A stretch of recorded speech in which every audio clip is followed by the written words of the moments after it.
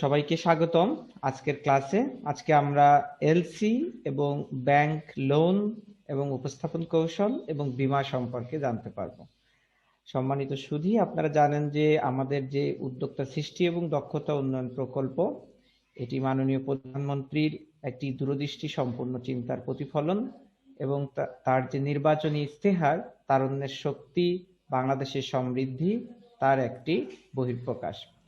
তো আমরা ইতিমধ্যেই সবাই জানি, গত পরশুদিন আমরা উন্নয়নশীল দেশের স্বীকৃতি পেয়েছি। এটা পার্মানেন্টলি পাবো 2024 সালে। তো এখন আমরা মোটামুটি আর কি দ্বিতীয়বার স্বীকৃতি পেয়ে গেছি। ইনশাল্লাহ আমরা এখন এই অর্জন থেকে আর পিছপা হব না, কারণ আমাদের দেশের যা গ্রোথ যে এরকম কন্টিনিউ আছে, এটা আশা করছি এরকম থাকবে। এবং এটা যদি থাকে তাহলে আমরা নিশ্চিত উন্নয়নশীল দেশের কাতারে পার্মানেন্টলি চলে যাব। তো সেক্ষেত্রে আমি সমস্ত যে আমাদের যারা উদ্যোক্তা আছেন এদেরকে বলবো একটা, যে আমরা একটা মডিউল পড়েছিলাম যে লেস ডেভেলপমেন্ট কান্ট্রি থেকে বেরোলে আমরা কি সব সুযোগ সুবিধা পাবো, মানে অনুন্নত দেশ থেকে যদি আমরা বের হই তাহলে আমাদের কি কি সুযোগ সুবিধা আসবে, সামনে বিনিয়োগের কি অপার সম্ভাবনা জাগবে, পাশাপাশি আমাদের কিছু চ্যালেঞ্জ আসবে। আমরাও দেখেছিলাম যে লিস্ট ডেভেলপমেন্ট কান্ট্রি এবং বঙ্গবন্ধু সম্পর্কে একটা ছিল। তো বঙ্গবন্ধুর ভাবনা চিন্তা এবং বাংলাদেশের যে লিস্ট ডেভেলপমেন্ট কান্ট্রি থেকে বের হয়ে ডেভেলপিং কান্ট্রির দিকে যাওয়া, তো সেক্ষেত্রে আমাদের কি করণীয়, এবং ওই সময় যারা উদ্যোক্তা থাকছেন বা নতুন করে যারা শিল্প মালিক হবেন বা যারা শিল্প মালিক আছেন তাদের কি ভূমিকা, কি কি চ্যালেঞ্জ সামনে আসতে পারে, চ্যালেঞ্জগুলো কিভাবে মোকাবেলা করতে হবে, তো সেগুলো সম্পর্কে আমরা বলেছিলাম। তো নিশ্চয়ই আপনারা এগুলো মনে রাখবেন, কারণ আপনারাই হচ্ছেন সেই আগামী দিনের উদ্যোক্তা। আপনাদের সামনে কিছু চ্যালেঞ্জও থাকবে যেগুলো আপনাদেরকে নিতে হবে। সেগুলো নেয়ার ক্ষেত্রে কিভাবে নিলে আপনারা সবচেয়ে বেশি বেনিফিটেড হবেন, সেই কৌশলগুলো কিন্তু আমরা ওই দিনকে আলোচনা করেছিলাম। পাশাপাশি আমরা বলেছিলাম যে এই আমরা যদি ডেভেলপিং কান্ট্রিতে যেতে পারি তাহলে আমাদের সামনে অনেক অনেক অনেক সুযোগ সৃষ্টি হবে এবং আমাদের অনেক বিষয়গুলোতে অনেক সুবিধা বাড়বে। হ্যাঁ, দেশ থেকে অনেক সুবিধা বাড়বে, বিদেশিদের থেকে অনেক সুবিধা বাড়বে, আমরা বিভিন্ন দেশে রপ্তানির ক্ষেত্রে অনেক সুবিধা পাবো। তো এগুলো পেতে হলে আমাদেরকে যোগ্য হয়ে উঠতে হবে। আমাদের প্রযুক্তি কলাকৌশল বা আমাদের যে উৎপাদনের কলাকৌশল, এগুলো পরিবর্তন করতে হবে, বর্তমান প্রযুক্তির সঙ্গে তাল মিলিয়ে চলতে হবে এবং আমাদের পণ্যের কোয়ালিটিটা কিন্তু অনেক ভালো করতে হবে, যেটা বিশ্বমানের ইন্টারন্যাশনাল মানের হয়, এবং যাতে করে আমাদের যারা ইন্টারন্যাশনাল বায়ার থাকবেন তারা যাতে আমাদের পণ্যগুলোর প্রতি সবসময় সন্তুষ্ট থাকে। তো এটা চিন্তা করেই আপনারা যারা উদ্যোক্তা হবেন নিশ্চয়ই আপনাদের কর্ম পরিকল্পনাগুলো সাজাবেন। আপনাদের বিনিয়োগ পরিকল্পনার উপরে মোটামুটি অনেকগুলো ক্লাস হয়ে গেছে। তো এখন আপনারা নিশ্চয়ই বিনিয়োগ পরিকল্পনা কি এবং কিভাবে সেটা করে সেটা জানেন এবং অনেক কিছু শিখে গেছেন। আপনাদের বিনিয়োগ পরিকল্পনা কিভাবে করতে হবে তার জন্য একটা ছক বা কাঠামো, যে হার্ড কপি, সেটাও নিশ্চয়ই আপনারা সবাই এতদিনে পেয়ে গেছেন। নিশ্চয়ই আপনারা দিনে দিনে এটা আপডেট করছেন। আপনাদের লাস্ট ক্লাসের আগের ক্লাস অথবা লাস্ট ক্লাসে এই পুরো পরিকল্পনাটা কিভাবে তৈরি করতে হয় নিশ্চয়ই সেগুলো সম্পর্কে আরো বিস্তারিত তথ্য জানবেন। তো এই বিনিয়োগ পরিকল্পনার যে ছক আপনারা দেখেছেন তার মধ্যে একটা গুরুত্বপূর্ণ অংশ ছিল ফাইন্যান্সিং। হ্যাঁ, আর্থিক ফাইন্যান্সিং বা অর্থের যে সোর্সিং করা, সেটা। তো অর্থের সোর্সিং এর একটা পার্ট হচ্ছে আমাদের থাকে লোন, তাই না? যে আমার যদি ব্যক্তিগত টাকা না থাকে তাহলে আমি কিভাবে আমার টাকাটা সংগ্রহ করতে পারি। যে একটা মানুষ সাধারণত দেখা যায় যে টাকা নিয়ে সে বিজনেস শুরু করতে চায়, তো সব টাকা হ্যালো ভাইয়া, ওইখানে কিভাবে যাওয়া যায় ছাদে? ঘুরে আমরা দেখে থাকি যে সাধারণত মানুষ বিনিয়োগ পরিকল্পনায় যত টাকা লাগে, যদি ধরেন যে 5 লাখ টাকা লাগে, তো দেখা যায় যে যিনি বিনিয়োগ করছেন উনি বিনিয়োগ পরিকল্পনা আসলে ওইভাবেই সবাই আর কি করে থাকে, যে যদি নিজের কাছে 5 লাখ থাকে তো সে আরো প্রায় 8 লাখ টাকা বা 3 লাখ টাকা বাড়িয়ে বা 2 লাখ টাকা বাড়িয়ে আসলে বিনিয়োগ পরিকল্পনাটা করার চিন্তা করে। কারণ আমি দেখেছি সাধারণত সবারই যা পুঁজি থাকে তার থেকে বেশি বিনিয়োগ করার আগ্রহ থাকে, এটা মানুষের একটি চরিত্রগত বৈশিষ্ট্য। তো এটা অবশ্যই ভালো দিক। তো এই যে কিছু টাকা আপনার কম পড়ে যাচ্ছে, সেই টাকাটা আপনি কিভাবে সোর্সিং করবেন, তো সেটা নিয়ে আপনার একটা বিনিয়োগ পরিকল্পনার মধ্যে ফাইন্যান্সিয়াল প্ল্যানিং বলে একটা মডিউল আপনারা পড়েছেন। ফাইন্যান্সিয়াল প্ল্যানিং চ্যাপ্টারে এগুলো আপনারা জেনেছেন। তো তো এই ফাইন্যান্সিয়াল প্ল্যানিং এর মধ্যে একটা পার্ট থাকে লোন, তাই না? যে আমরা যদি আত্মীয় স্বজন বন্ধু বান্ধবদের কাছ থেকে প্রথম পর্যায়ে নিয়ে শুরু করি, কিন্তু পরবর্তীতে যদি বিজনেসটাকে আমরা আরো বড় করতে চাই, তখন দেখা যায় আমাদের লোন করা ছাড়া আর কোনো পথ থাকে না। তো প্রথম পর্যায়ে আমি আপনাদেরকে বলেছিলাম যে বিনিয়োগ যখন আপনারা প্রথম শুরু করবেন, একটা ফার্স্ট টাইম শুরু করবেন, তখন কিন্তু আপনারা অনেক বড় করে করার চেষ্টা করবেন না। প্রথমে শুরু করলে অবশ্যই সেটা ছোট করে করবেন, কারণ ছোট করে করে আপনি আগে জিনিসটা দেখবেন যে জিনিসটা লাভজনক হয় কিনা। এই যে জিনিস আপনি প্রোডাক্ট বা সার্ভিস যেটা তৈরি করছেন, এটার মানুষের কাছে গ্রহণযোগ্যতা কেমন হয়। দেন আপনি যখন এটাতে দেখবেন যে হ্যাঁ ভালো সাড়া পাচ্ছেন, লাভজনক এবং এটা করলে ভালো হচ্ছে, দেন কিন্তু আপনি আপনার প্রজেক্টটাকে আস্তে আস্তে বাড়াবেন। আপনি এর প্রথম দিকে যদি লাভ করতে না পারেন, হ্যাঁ, তাহলে কিন্তু সেই প্রজেক্টটাকে আর বেশি দূর টেনে নিয়ে যাওয়াটা বুদ্ধিমানের কাজ হবে না। তো যদি আপনি লাভ করতে পারেন বা যদি আপনার প্রজেক্টটা ভালোভাবে দাঁড়ায়, ভালোভাবে চলে, আপনি দেখেন যে হ্যাঁ সফল হচ্ছেন, দেন আপনার প্রজেক্টটা বড় করে করবেন, এবং তখনই কিন্তু এই ব্যাংক লোন বা এই লোনগুলোর কথা আসবেন। কারণ দেখবেন যে আপনি যখন একটা শুরুর দিকে থাকবেন, যে একদম প্রকল্পটা একদম প্রাথমিক স্টেজে, আপনার কিছুই নাই, অবকাঠামোগত উন্নয়ন নাই, প্রকল্প কেমন হবে কি না হবে এগুলোর কোনো বাস্তব ভিত্তি নাই, তখন কিন্তু ব্যাংক আপনাকে লোনও তেমন ভাবে দিতে চাইবে না। কিন্তু আপনি যদি এক আধ বছর বা 2-4 বছর করার পরে আপনি যদি মোটামুটি দেখাতে পারেন যে আপনার প্রজেক্টের গ্রোথ ভালো, আপনি এটা প্রজেক্টটা ভালোভাবে চালাতে পারছেন এবং এতে লাভ হচ্ছে, আপনার আর্থিক বিবরণী যে তৈরি করবেন, মানে বছর শেষে যে ফাইন্যান্সিয়াল স্টেটমেন্ট গুলো তৈরি করবেন, লাভ লোকসান হিসাব বা উদ্বৃত্ত পত্র, তো এগুলো যখন তৈরি করবেন, এই জিনিসগুলো কিন্তু ব্যাংকের কাছে বেশ ভ্যালুয়েবল। এগুলো যখন ব্যাংকে আপনি উপস্থাপন করবেন লোন নেওয়ার সময়, যে দেখেন আমি বিগত 4 বছর বা 3 বছর ধরে এই বিজনেস চালাচ্ছি, আমার টোটাল টার্ন ওভার এত টাকা করে বছরে হচ্ছে, এবং আমার টোটাল রেভিনিউ থেকে আমি এক্সপেন্স গুলো বাদ দিলে আমার প্রত্যেক বছরে নেট প্রফিট এত টাকা করে হচ্ছে। যে প্রথম বছর হয়েছিল হয়তো 50,000, দ্বিতীয় বছরে 1.5 লাখ, তৃতীয় বছরে আমার 3 লাখ টাকা প্রফিট হয়েছে, তো এখন আমি 10 লাখ টাকা লোন নিতে চাচ্ছি বা 5 লাখ টাকা লোন নিতে চাচ্ছি, আমার কিন্তু দেখেন সক্ষমতা আছে, আমি আপনার লোনটা শোধ করতে পারবো। আবার আমার টার্ন ওভার হচ্ছে হয়তো 30 লক্ষ টাকা বা 20 লক্ষ টাকা, তো সেই ক্ষেত্রে দেখেন যে আমি অনায়াসেই কিন্তু আপনার এই 5 লক্ষ টাকা লোন পরিশোধ করতে সক্ষম। তখন ব্যাংক বলবে যে আপনি যে কথাগুলো বলছেন তার পক্ষে যুক্তি কি। তখন কিন্তু আপনি আপনার ফাইন্যান্সিয়াল স্টেটমেন্ট গুলা তাদেরকে দেখাতে পারবেন, যে দেখেন আমার প্রথম বছরে লাভ এত টাকা, দ্বিতীয় বছরে লাভ এত টাকা, তৃতীয় বছরে লাভ এত টাকা, মানে অলরেডি আমার বিজনেসটা কিন্তু দিনে দিনে বাড়ছে বা গ্রোথটা ভালো হচ্ছে। তো সেই ক্ষেত্রে কিন্তু ব্যাংক আপনাকে লোন দিতে উৎসাহ বোধ করবে এবং সিকিউরিটি ফিল করবে। তো এমন ক্ষেত্রে দেখা যায় যে আমরা লোনের পরিমাণটা কত দিনের নিব, তারপরে কত পরিমাণ নিব, তারপরে লোনটা আমরা কত দিনের জন্য নিব, হ্যাঁ, তারপরে আমরা কিভাবে বুঝবো যে কোন ব্যাংক থেকে লোন নিলে আমাদের সুযোগ সুবিধা বেশি পাবো, ঠিক আছে। তো বিভিন্ন দিক আছে, এগুলো নিয়ে আমরা লোন এন্ড যে ইন্স্যুরেন্স যে আমাদের একটা পার্ট আছে সেটাতে আমরা কথা বলবো ইনশাল্লাহ। আর আরেকটা পার্ট আছে বীমা। বীমাটা আপনারা মোটামুটি সবাই বোঝেন যে আমাদের ঝুঁকি হ্রাস করে, যে আমাদের বিজনেসে অনেক সময় অনেক রকম ঝুঁকি থাকে, আমরা অনেকভাবে ক্ষতিগ্রস্ত হওয়ার অনেক রকম সম্ভাবনা থাকে। তো যেই বিষয়গুলোতে ক্ষতিগ্রস্ত হওয়ার আমার মোটামুটি সম্ভাবনা থাকে, ঠিক বীমা নামে যে কোম্পানিগুলো এসেছে, এরা কিন্তু আপনার যেগুলাতে ক্ষতি হওয়ার সম্ভাবনা আছে, তারা কিন্তু সেই প্রকল্পগুলো নিয়েই আপনাদের সামনে আসে, যে ওই প্রকল্পগুলোতে আপনারা বীমা করলে ওই রিস্ক গুলো আপনারা কাভার করতে পারবেন। যে আপনি যদি ওইভাবে ক্ষতিগ্রস্ত হন, বীমা করার পরে একটা নির্দিষ্ট সময় থাকে, যে এই সময়ের মধ্যে বীমাটা চলে, এই বীমার যে আপনি টাইম দিয়ে বীমাটা করবেন, এই সময়ের মধ্যে যদি আপনার ওই জিনিসগুলো নষ্ট হয়ে যায় বা ক্ষতিগ্রস্ত হন, তাহলে বীমা কোম্পানি আপনার সেই ক্ষতিপূরণটা দিয়ে থাকে। তো ক্ষতিপূরণটা কতটুকু দেয়, সেটা কি 100% দেয় না কতটুকু দেয়, সেটা আমরা আমাদের আলোচনার মধ্যে বলবো। সেটা শোনার জন্য অবশ্যই সবাই মন দিয়ে ধৈর্য সহকারে শুনবেন।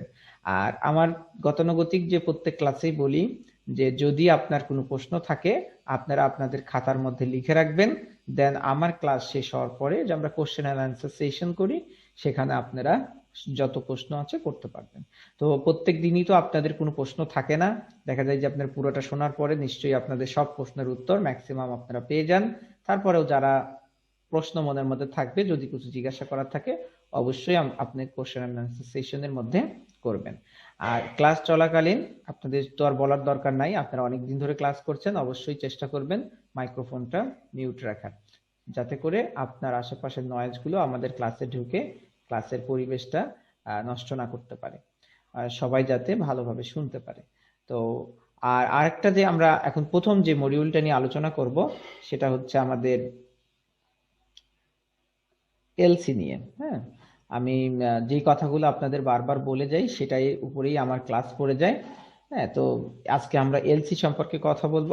জাস্ট লাস্ট ক্লাসেই বলছিলাম যে এলসি সম্পর্কে আপনাদের একটা মডিউল আছে, সেই মডিউলে আপনারা এলসি সম্পর্কে জানতে পারবেন। হ্যাঁ, কারণ আমরা আমদানি রপ্তানি নিয়ে ক্লাস করেছি, তারপরে আমরা আহ ইয়ে নিয়ে করেছি, মানে কিভাবে আমদানি রপ্তানি করে, কিভাবে আমদানি রপ্তানি করতে কি কি জিনিস লাগে, তার কি কি ডকুমেন্টস প্রয়োজন হয়, কিভাবে শিপমেন্ট করতে হয়, কিভাবে পণ্য ডেলিভারি নিতে হয়। হ্যাঁ, তো বন্দর থেকে কিভাবে পণ্যগুলো ডেলিভারি নিতে হয় সে সম্পর্কে কিন্তু আমরা সব কথা বলেছি। তো তার মধ্যে অনেকবার এসেছিল এলসি নামের কথা। তো এলসি সম্পর্কে তখন আপনাদের অল্প করে ধারণা দিয়েছিলাম, আজকে এটা সম্পর্কে আমরা বিস্তারিত দেখব। তবে এই এলসি জিনিসটা হয়তো অনেকে ভাবছেন যে আপনার হয়তো এখন প্রয়োজন নেই, তাই না? যে অনেকে হয়তো এখন আমদানি রপ্তানির সঙ্গে যাচ্ছেন না, অনেকদিন পরে যাবেন।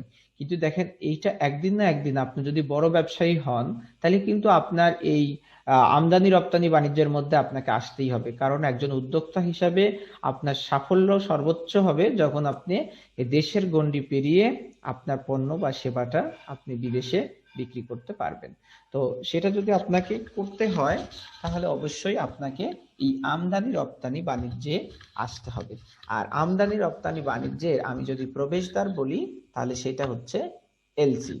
এলসি ছাড়া কিন্তু আপনি আমদানি রপ্তানি বাণিজ্যে প্রবেশ করতে পারবেন না, বা এলসি সম্পর্কে আপনাকে বুঝতেও হবে কত ধরনের এলসি আছে, কোন এলসির কি কাজ। হ্যাঁ, কোন এলসি থেকে আপনি বেশি সুরক্ষা পাবেন, কোন এলসি থেকে আপনি একটু কম সুরক্ষা পাবেন, কোন এলসিটা কিভাবে ব্যবহার করবেন। তো এগুলো একটা ব্যাপার আছে, কারণ আপনারা যে ক্রেতা থাকবেন, বিদেশে বায়ার থাকবেন, উনি কোন এলসি করেছেন আপনার টাকাটা পরিশোধ করার জন্য, এটাও জানাটা বেশ গুরুত্বপূর্ণ। তো সেগুলো দিয়ে আমরা চলেন আস্তে আস্তে আমরা এগোই। তো প্রথমেই চলেন এলসি কি সেই জিনিসটা সম্পর্কে আরেকবার একটু ছোট করে দেখে নেই। জাতীয় এবং আন্তর্জাতিক বাণিজ্যে অর্থ পরিশোধের বিভিন্ন পদ্ধতির মধ্যে সবচেয়ে জনপ্রিয় ও বহুল প্রচলিত পদ্ধতির নাম হচ্ছে এলসি। মূলত এলসি হলো আমদানিকারকের পক্ষে রপ্তানিকারককে পণ্য বা সেবার মূল্য পরিশোধ বা মূল্য প্রাপ্তির নিশ্চয়তাপত্র, যা কোনো ব্যাংক বা আর্থিক প্রতিষ্ঠান কর্তৃক ইস্যু করা হয়। তার মানে এটা দেখেন, আমরা যদি একদম মূল কথা বলি তাহলে এলসি কি? একটি নিরাপত্তাপত্র। কিসের? যে আমদানিকারক, বিদেশের যিনি আমদানিকারক থাকবেন, উনার পক্ষ হয়ে উনার কোনো নির্দিষ্ট বা পছন্দ মতো কোনো ব্যাংক, যে রপ্তানিকারক অন্য আর একটা দেশের, বা যে সেলার, তাকে তার পণ্য পরিশোধের একটা নিশ্চয়তা দিবে। তার মানে আমদানিকারকের পক্ষ হয়ে ব্যাংক কি করে? ওই দেশে আমদানিকারকের ব্যাংক রপ্তানিকারকের দেশে রপ্তানিকারককে তার রপ্তানিকৃত পণ্যের মূল্য পরিশোধ করার একটা প্রতিশ্রুতি দেয়, যে এই আমার দেশের আমদানিকারক যদি আপনাকে পণ্য পাঠানোর পরে টাকা না দেয়, তাহলে আমি আমার দেশের আমদানিকারকের পক্ষে আপনাকে কথা দিচ্ছি যে আপনার রপ্তানিকৃত পণ্যের দাম আমি পরিশোধ করে দিব। তো এই যে একটা প্রতিশ্রুতি দেয়, এটাকেই হচ্ছে বলা হয় এলসি। এই প্রতিশ্রুতি পত্রকে বলা হয় এলসি। তো দেখেন, এখানে আমরা এলসি সম্পর্কে কয়েকটা কথা লিখেছি, যে কন্ট্রাকচুয়াল রিলেশনশিপ। এলসি হচ্ছে একটা কন্ট্রাকচুয়াল রিলেশনশিপ, একটি ব্যাংক এবং আমদানিকারকের মধ্যে হয়ে থাকে। তারপর হচ্ছে গুড ফ্লোজ, এবং এই এখানে আরো একটা কথা বলি, যে ওই ব্যাংকও আবার কিন্তু রপ্তানিকারককেও কি করে, একটা প্রতিশ্রুতি দেয় টাকা পরিশোধের, তাই না? তো তারপরে এটা একটা কন্ট্রাকচুয়াল এগ্রিমেন্ট। তো তারপরে বলছে যে গুড ফ্লোজ মানে আপনার যে পণ্য সামগ্রীর এগুলোর ফ্লোটাকে স্বাভাবিক করে। কারণ আমরা বলেছি আমদানি রপ্তানি বাণিজ্যের ক্ষেত্রে, যেমন বাংলাদেশের আপনি এক্সপোর্টার হিসেবে যদি আপনি ইংল্যান্ডে কোনো পণ্য পাঠান, তাহলে দেখা যাবে কি আপনি একটা আনসিকিউরড ফিল করবেন, যে ইনসিকিউরিটি ফিল করছেন। কেন? যে ইংল্যান্ডে যদি আমি টাকাটা এই পণ্যগুলো পাঠাই দিই, তাহলে ইংল্যান্ডের যে ব্যক্তির কাছে আমি পণ্যগুলো পাঠাচ্ছি তাকে তো আমি দেখিও নাই, চিনিও না, জানিও না। উনি যদি আমার পণ্যের টাকাটা না দেয়, তাহলে আমি কি ওনার কাছে বিক্রি করব না করব না, এরকম একটা হেসিটেশন আপনি ফিল করছেন। অনেক ব্যক্তি তো দেখা যেতে হতে পারে যে না, আমার পণ্যগুলো আমি এত অনিশ্চয়তার মধ্যে পাঠাতে পারবো না, কারণ এই পণ্যগুলো যদি আমি টাকা না পাই তাহলে কি হয়ে যাবে, আমি একদম পথে বসে যাব। তো আমি এই পণ্যগুলো বিদেশে পাঠাবো না, আমি আমার দেশেই কম দামে একটু যা কম লাভ হয় তাহলে সেখানেই বিক্রি করি। আমরা বিদেশে বিক্রি করতে চাই কেন? বিদেশে বিক্রি করতে চাই একই কারণে, যে আমার দেশে যেটা আমি 500 টাকা বিক্রি করতে পারবো, সেই একই পণ্য আমি বিদেশে হয়তো 800 টাকা বা 1000 টাকা বিক্রি করতে পারবো। তাহলে দেখা যাচ্ছে বিদেশে বিক্রি করলে আমার লাভের পরিমাণ বেশি হচ্ছে। আমি বাংলাদেশে বিক্রি করলেও আমার যে পণ্য উৎপাদন করতে হয়তো 400 টাকা খরচ হচ্ছে, যেটা আমি হয়তো 500 টাকা বিক্রি করতে পারি। ঠিক একই পণ্য ওই 400 টাকা দিয়ে তৈরি করে আমি ইংল্যান্ডে হয়তো 800 টাকা বা 1000 টাকা বিক্রি করতে পারি। তাহলে পার পিসে যেখানে বাংলাদেশে বিক্রি করলে আমার 100 টাকা লাভ হচ্ছে, সেখানে আমি যদি ইংল্যান্ডে বিক্রি করি তাহলে হয়তো 400 টাকা বা 500 টাকা বা 800 টাকা লাভ হচ্ছে, তাই না? তাহলে এই যে বেশি লাভের আশায়, তার জন্যই তো আমরা বিদেশে পণ্যটা বিক্রি করি। আবার আরেকটা কোন সময় বিক্রি করি, যে দেখা যাচ্ছে আমার দেশের যা ডিমান্ড, হ্যাঁ, সেগুলো আমি ঠিকই দেশে বিক্রি করি। এছাড়াও আমি আর সক্ষমতা আছে, আমার আহ, সাধ্য আছে বা আমার প্ল্যান ক্যাপাসিটি আছে, যে আমি আর এর থেকেও আরো বেশি উৎপাদন করতে পারি। তাহলে এই অতিরিক্ত উৎপাদন করলে সেটা হয়তো বা আমার দেশে বিক্রি করা সম্ভব না, কারণ ওই অত ডিমান্ড আমার দেশে নাই, বা আমার দেশের মানুষ অতটা কনজিউম করতে বা ভোগ করতে পারবে না। তখন আমাকে কি করতে হবে? আমাকে ক্রেতা বাড়ানোর জন্য আমাকে বিদেশে মানুষের কাছে বিক্রি করতে হবে। তখন আমার যে শুধু লাভ বেশি হবে আমি এই চিন্তা করেই বিক্রি করব না, তখন চিন্তা করব যে আমার প্রোডাকশন বেশি হচ্ছে, আমার সেলস বেশি করতে হবে, যার কারণে আমি আমার দেশ পার করে বিদেশে ওভারসিজে বিক্রি করার চেষ্টা করছি। তো এই জন্যই কিন্তু আমরা রপ্তানি বাণিজ্যের দিকে যাই, যেটা করে আমাদের এই যে তাহলে এই যে বিদেশে বিক্রি করার যে আমাদের সাহস যোগায়, সেটা হচ্ছে এলসি। কারণ কোনো একটা ব্যক্তির উপরে আমরা বা কোম্পানির উপরে আমরা যতটুকু সন্তুষ্ট বা আস্থাভাজন হই না কেন, কিন্তু ওই দেশের ব্যাংক কিন্তু অনেক বেশি আস্থাশীল, কারণ ব্যাংকিং প্রতিষ্ঠানগুলো সবসময় আস্থার প্রতীক হিসেবে কাজ করে। তো এখানে যখন ওই দেশের একটি ব্যাংক তাদের দেশের সেন্ট্রাল ব্যাংকের মাধ্যমে আমাদের দেশের সেন্ট্রাল ব্যাংক হয়ে আমাদের দেশের কোনো একটা ব্যাংককে যখন কথা দিচ্ছে যে হ্যাঁ, আপনি আপনার কি করেন, আপনার যিনি রপ্তানিকারক আছে তাকে কথা দেন যে উনি যদি ভাবে যে ওনার টাকা আমার দেশের আমদানিকারক দিবে না, তাহলে আমি কথা দিচ্ছি আমার দেশের আমদানিকারক হয়ে আমি, আপনি তো ওই দেশের ব্যাংক, তো আমি আপনাকে টাকাটা দিয়ে দিব, আপনি আপনার রপ্তানিকারককে দিয়ে দিবেন। ঠিক আছে? তাহলে এটা হচ্ছে এলসির মূলত প্রক্রিয়া। তো দেখেন তাহলে আমাদের গুডস ফ্লো, মানে যে গুডস এর যে প্রবাহ এক দেশ থেকে আরেক দেশ বা এক স্থান থেকে আরেক স্থান, তাহলে সেটা করার জন্য কি করে? সহায়তা করে। তারপরে পেমেন্ট ফ্লো। পেমেন্ট ফ্লো মানে যে টাকা পাওয়ার যে নিশ্চয়তা, টাকা আসার যে একটা স্মুথনেস, এটা কি করে? এলসিটা বজায় রাখে। কারণ এই যে এলসির মাধ্যমে কি করা হয়, আমরা পণ্য পরিশোধ করার পরই কিন্তু টাকাটা পেয়ে যাই। তারপরে LC flow. LC flow, LC flow বলতে এখানে আসলে একটা এলসি আবার অনেক সময় আর একটা এলসির পক্ষ হয়ে কাজ করে, সিকিউরিটি নিয়ে কাজ করে, ডাবল সিকিউরিটি দেওয়ার জন্য কাজ করে। তো এলসি যে ফ্লো, এটাও তোমার আপনার এলসি নিশ্চিত করে। তো সেগুলো সম্পর্কে আমরা আরো বিস্তারিত জানবো। ব্যাক টু ব্যাক এলসি আছে, সেটা একটা এলসি আর একটা এলসি কে সুরক্ষা দিয়ে থাকে।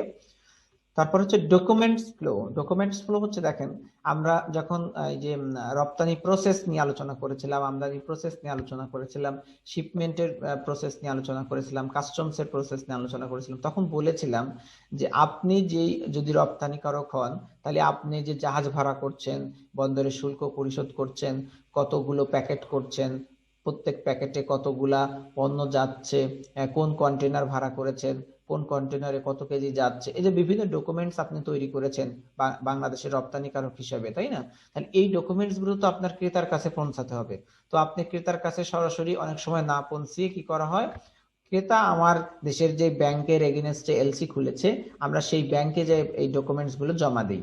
আর এই ব্যাংক কিন্তু আমাদের হয়ে, আমাদেরকে কষ্ট করে আমার ক্রেতার কাছে পাঠানো লাগে না, আমাদের, আমার হয়ে বা আপনি রপ্তানিকারক আপনার হয়ে কি করছে, এটা ওই আমদানিকারকের যে দেশে ব্যাংক আছে, যে ব্যাংকে উনি এলসিটা খুলেছেন, ওই ব্যাংকে পাঠিয়ে দেয়। আবার ওই ব্যাংক কিন্তু ওই দেশের যে আমদানিকারক আছে তাকে ডেকে নিয়ে এসে বলে, ভাই নেন, যে আপনার ইয়ে আসছে, আপনি যে পণ্যগুলো আমদানি করবেন তার সব ডকুমেন্টস আসছে, তো আপনি কি করেন, এগুলো নিয়ে যান।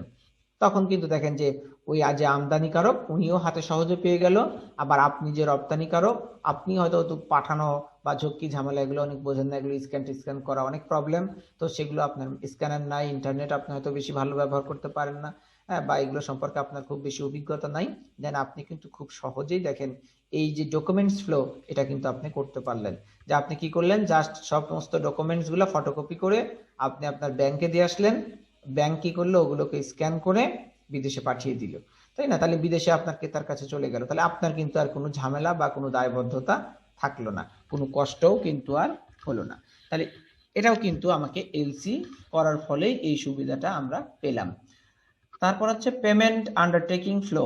তো এই যে পেমেন্টের ব্যাপারটা তো আমরা আগেই বললাম যে যখন এই যে পণ্য পাঠানোর পরে যখন আপনি কি করবেন, টাকার পেমেন্টটা নিবেন, তো সেটা কি করছে এই এলসি, কিন্তু সেটা আপনি নিশ্চিত করছে যে আপনি টাকাটা ঠিক মতো একদম পেয়ে যাবেন, কোনো সমস্যা হবে না। তো এই যে বিস্তারিত প্রক্রিয়াটা আমরা পাশে বাম সাইডের যে পিকচারটা আছে দেখেন, এখানে দেখানোর চেষ্টা করছি। যে প্রথমে দেখেন যে ডান পাশের দিকে একজন ব্যক্তি আছে যাকে আমরা বলছি সেলার। তারপরে ওই বাম সাইডের দিকে দেখেন ওইদিকে একজন ব্যক্তি দাঁড়িয়ে আছে, ওনাকে আমরা বলছি সেলার। আর একজন ব্যক্তি বসে আছে কম্পিউটার নিয়ে বিদেশে, ওনাকে আমরা বলছি বায়ার। ঠিক আছে? তাহলে এই দুইজন কিছু পণ্য বা সেবা বিক্রি করবে। তো বিক্রি করার জন্য এখন কি করবে দেখেন, দুজনের মধ্যে কত গ্যাপ, কেউ কাউকে কিন্তু দেখতেও পাচ্ছে না, শুনতেও পাচ্ছে না, বা কেউ কাউকে চেনেও না। ঠিক আছে? এমন হতে পারে যে এই লেনদেনটা করার জন্যই শুধুমাত্র তাদের মধ্যে একটা পরিচিতি হয়েছে, আগে থেকে কেউ কাউকে চেনে না। তো তখন কি হলো, এই সেলার ওই বিক্রেতার সঙ্গে মোবাইলে হোক বা কম্পিউটারে হোক বা ইন্টারনেটে হোক, ল্যাপটপে হোক বা যেভাবেই হোক, তারা কমিউনিকেট করেছে যে আমি কি করতে চাই, আমি এই পণ্যগুলো বিক্রি করতে চাই, আপনি কিনতে চান কিনা, এটাও হতে পারে। দেন আবার হতে পারে যে ওই বায়ার্সই খুঁজে খুঁজে, আপনি রপ্তানিকারক বাংলাদেশের, আপনাকে খুঁজে পেয়েছে যে উনি ওই পণ্যগুলো কিনতে চান এবং সে আপনার কাছ থেকে কিনতে চায়, আপনি এগুলো নাকি প্রডিউস করেন, তো সে আপনার কাছ থেকে এগুলো নিতে চায়। তো তারপরে উনি কি করবে, যে দুই পক্ষ থেকে যোগাযোগ হতে পারে, যে কেউ একজন, আমরা ধরে নিচ্ছি প্রথমে আমদানিকারকই আপনাকে খুঁজে পেয়েছে, বিদেশের যিনি আমদানিকারক ক্রেতা, উনি আপনার কাছ থেকে আপনার ঠিকানা পেয়েছে সামহাও কোনোভাবে এবং আপনার কাছ থেকে এগুলো কিনতে চাচ্ছে। তো প্রথম দফা আপনাদের মধ্যে দুজনের পক্ষ থেকেই কথা হয়ে যাবে যে আপনি, উনি কি পণ্য কিনতে চান, আপনি সেগুলো দিতে চান কিনা, বা সেগুলোর কেমন দাম বা কেমন কোয়ালিটি, কি ইনগ্রিডিয়েন্ট থাকবে, এগুলো নিয়ে প্রথম কথা হয়ে যাবে। প্রথম কথা হয়ে যাওয়ার পরে তখন আপনার বায়ার আপনাকে বলবে যে কি করেন, আপনি প্রোফর্মা ইনভয়েস পাঠান, যে আপনি কি পণ্যগুলো তৈরি করেন, তার কোয়ালিটি কেমন, তার দাম কেমন, কতগুলো কেমন দামে দিবেন, বিস্তারিত জিনিস লিখে আপনি একটা প্রোফর্মা ইনভয়েস পাঠান। তো ক্রেতা বলবে আচ্ছা, বিক্রেতা বলবে আচ্ছা ঠিক আছে, আমি যে পণ্যগুলো বিক্রি করি এগুলোর একটা প্রোফর্মা ইনভয়েস আমি আপনাকে পাঠিয়ে দিচ্ছি। তো উনি এটা পাঠিয়ে দিল, তারপরে ক্রেতার যদি কি হয়, এগুলো পছন্দ হয়, বায়ারের যদি এগুলো পছন্দ হয়, তাহলে উনি এগুলো দেখবেন, দেখে টেকে তারপরে যদি দাম দরে কোনো প্রবলেম থাকে, তো সেগুলো নিয়ে আপনার সঙ্গে সরাসরি কথা বলবেন এবং দুজনের মধ্যে একটা দাম মিটমাট হবে, যে আপনি হয়তো 100 টাকা চেয়েছেন, উনি হয়তো 90 টাকায় বিট করেছে, মানে 90 টাকায় আপনাকে রাজি করাতে পেরেছে, আপনি রাজি হয়ে গেছেন 90 টাকায়। তো দেন তারপরে আপনারা বিক্রি করতে রাজি। তো এখন আপনি কি করলেন, আপনার বায়ারকে বললেন ঠিক আছে, তাহলে আপনি করেন, পণ্য যখন ক্রয়াদেশ দিবেন, তাহলে আপনি একটা এলসি খোলেন। তো এলসি খুলে আপনি আমদানি আদেশ দেন আমাকে, যে আপনি আমদানি করতে চান, তো সেই ক্রয় আদেশটা আমাদেরকে দেন। তো আপনার বায়ার কি করবে, বিদেশ থেকে এলসি খুলবে যে কোনো একটা ব্যাংকে। তো এখন আপনার আমদানিকারক জিজ্ঞাসা করবে যে আপনি আসলে কোন ব্যাংক থেকে, আপনার আশেপাশে কোন ব্যাংক থেকে আপনার পেমেন্টটা নিতে চান, কোন ব্যাংক থেকে নিবেন। তখন আপনার বিদেশের যিনি আমদানিকারক আছেন, উনি ওনাকে আপনি বলে দিলেন, সে আপনার কারখানার পাশে হয়তো একটা ভালো কমার্শিয়াল ব্যাংক আছে, তো আপনি সেই ব্যাংকের নাম বলে দিলেন যে আমি এই ব্যাংক থেকে পেমেন্টটা নিতে চাই, এই ব্যাংকের থ্রু দিয়েই কি আপনাকে ওই যে পেমেন্টটা দিতে বলছি। তখন আপনার বিদেশের যিনি বায়ার থাকবেন উনি কি করবেন, যে একটা এলসি খুলবেন, তার দেশের একটা ব্যাংক, দেখেন এই যে বাম সাইডের একটা ব্যাংক, এই যে এইদিকে দেখেন যে বাম সাইডের নিচের দিকে একটা ঘরের মতো দেখাচ্ছে, এটা আসলে একটা ব্যাংক।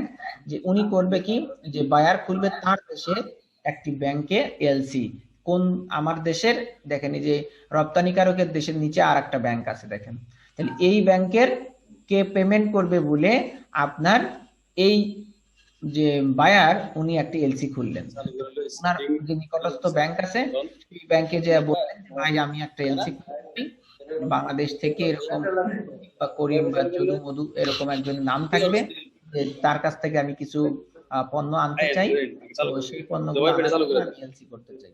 তো বললেন কত টাকার এলসি, একটা নির্দিষ্ট পরিমাণ এলসি টাকা, কারণ আপনাদের এটা থাকবে যে কত টাকার আপনি এলসি করতে চান, কারণ ওই যে আপনি কত টাকার পণ্য নিবেন এগুলোর উপর ভিত্তি করেই তো আপনাকে এলসি করতে হবে। অলরেডি তো আপনি প্রোফর্মা ইনভয়েস পেয়ে গেছেন যে আপনার টোটাল খরচ কত হবে বা পণ্যের দাম কত টাকা হবে, এগুলো কিন্তু বায়ার জেনে গেছে।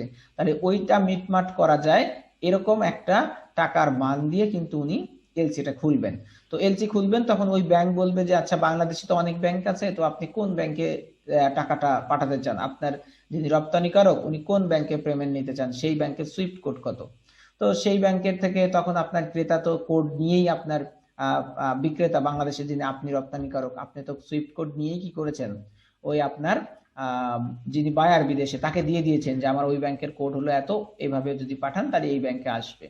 তো আপনার নাম দিয়ে, আপনি রপ্তানিকারক, আপনার নাম দিয়ে কি করবে, আপনার নির্ধারিত যে ব্যাংক ওই ব্যাংকে পেমেন্ট করার জন্য আপনার বায়ার একটা এলসি খুলবে। তাহলে দেখেন আপনার দেশের ব্যাংকও কিন্তু এর সঙ্গে জড়িত হয়ে গেল। এখন আপনি যে ওই লোক আপনাকে টাকা দিবে কিনা এই নিশ্চয়তা কিভাবে পাবেন? তো আপনার দেশের যেই ব্যাংকের কথা আপনি বলেছেন এই ব্যাংকে কি করবে, এই ব্যাংকে টাকাটা দিবে বলে ও আপনার যিনি আমদানিকারক ওনার দেশের ব্যাংক এই ব্যাংকে একটা এলসি খোলার পরে একটা ডকুমেন্টস পাঠিয়ে দিবে যে আমার দেশের একজন আমদানিকারক আপনার ব্যাংকের মাধ্যমে কি করতে চায়, আপনার দেশের একজন রপ্তানিকারককে টাকা পরিশোধ করতে চায়। দেন আমি আমার মক্কেল বা আমার যে আমদানিকারক তার পক্ষ হয়ে আমি বাংলাদেশের অমুক ব্যাংক আপনাকে কথা দিচ্ছি যে কি, যে আমার ক্রেতা যদি আপনার আমার দেশের ইম্পোর্টার বা আমার দেশের আমদানিকারক যদি এই পণ্যের মূল্য না দেয় তাহলে আমি ওই দেশের ব্যাংক, ইংল্যান্ডের অমুক ব্যাংক বলছি, আর বাংলাদেশের হয়তো সে মনে করেন এনআরবি কমার্শিয়াল ব্যাংক, তো এনআরবি কমার্শিয়াল ব্যাংকে কথা দিচ্ছি যে আপনার যে এই যে প্রোফর্মা ইনভয়েসে যেই মূল্যের কথা বলা হয়েছে বা এলসির এত টাকা আমি আপনাকে প্রদান করতে বাধ্য থাকবো বা আমি আপনাকে প্রদান করব।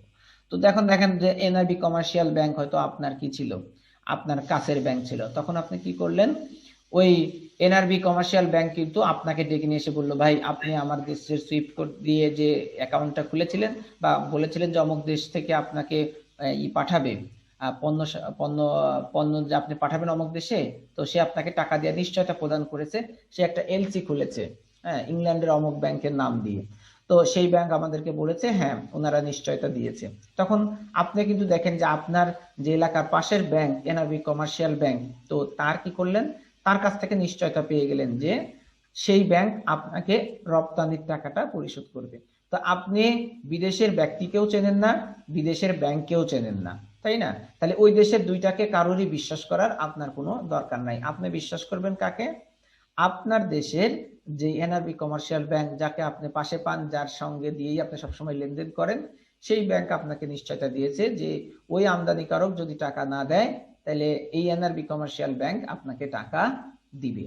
তাহলে আপনি এখন কি করতে পারেন, যেই আপনি এই নির্দেশটা পেয়ে গেলেন তাহলে কিন্তু রপ্তানির প্রক্রিয়াটা শুরু করলেন। তাহলে এই যে এলসি করেছিল বিধায়, যে এলসি আপনার বায়ার করেছে বিধায় কিন্তু আপনি নিশ্চয়তা পেয়েছেন এবং আপনাদের মধ্যে একটা কন্ট্রাকচুয়াল রিলেশনশিপ তৈরি হয়েছে বিভিন্ন ব্যাংক ঘুরে, এবং তাতে কিন্তু দেখেন আপনি এখন সাহস পেয়েছেন। আপনি কিন্তু এই যে পাশের যে কথাগুলো আমরা আগে বলছিলাম যে goods flow, payment flow, document flow, payment undertaking flow, এই জিনিসগুলাতে কিন্তু সহায়তাগুলা পেয়ে যাচ্ছে। এখন আপনি পণ্যটা বিদেশে পাঠিয়ে দেওয়ার পরে ওই বিদেশি ব্যাংক ওই ক্রেতার কাছ থেকে টাকা নিয়ে আপনার দেশের বা আমাদের দেশের যে এনআরবি কমার্শিয়াল ব্যাংকে টাকা দিয়ে দিবে, আর ওই এনআরবি কমার্শিয়াল ব্যাংক থেকে আপনি টাকাগুলো তুলে নিতে পারবেন রপ্তানিকারক হিসেবে। তাহলে এভাবে দেখেন আপনার কাজটা কিন্তু অনেক সহজ হয়ে গেল। তাহলে এই পুরো প্রক্রিয়াটাই হচ্ছে এলসি।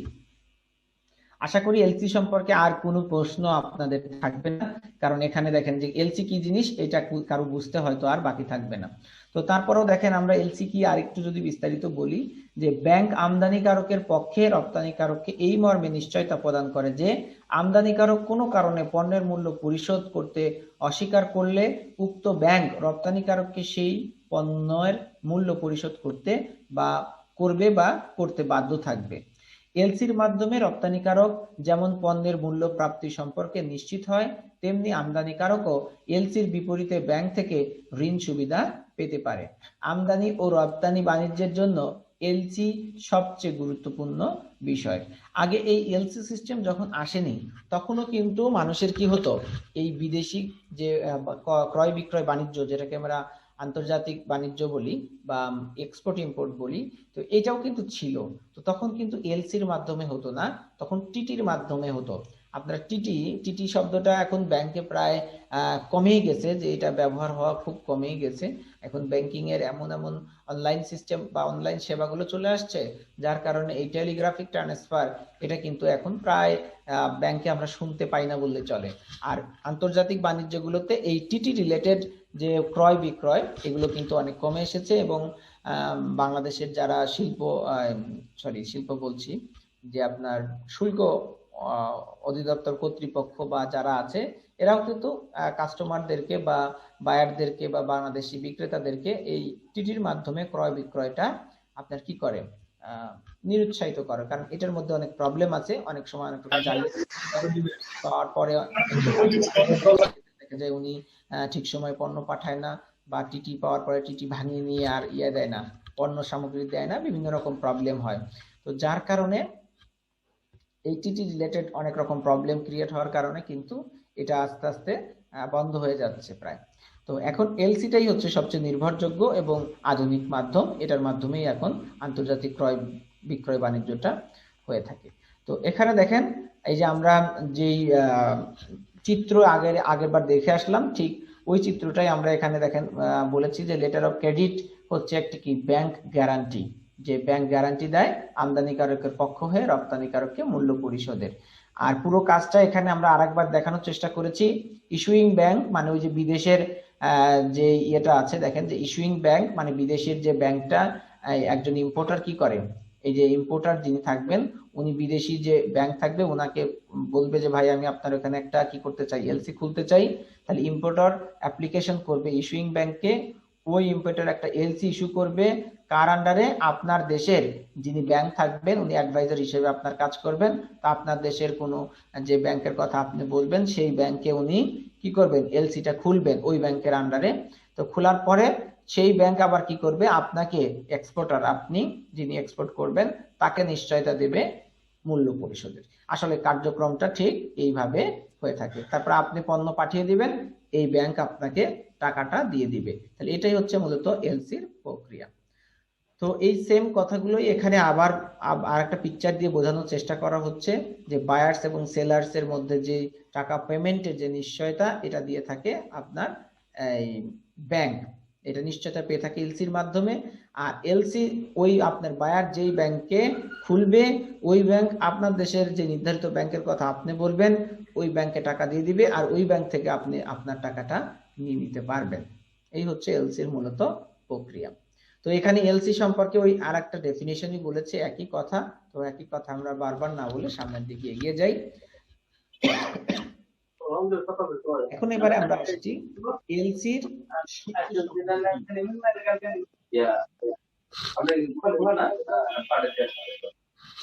আচ্ছা, কারো মনে হয় অনাকাঙ্ক্ষিত ভাবে মাইক্রোফোনটা অন হয়ে গেছে, আপনারা মিউট করে রাখেন। হ্যাঁ, তো তারপরে খেয়াল করেন যে এলসির শর্ত সমূহ,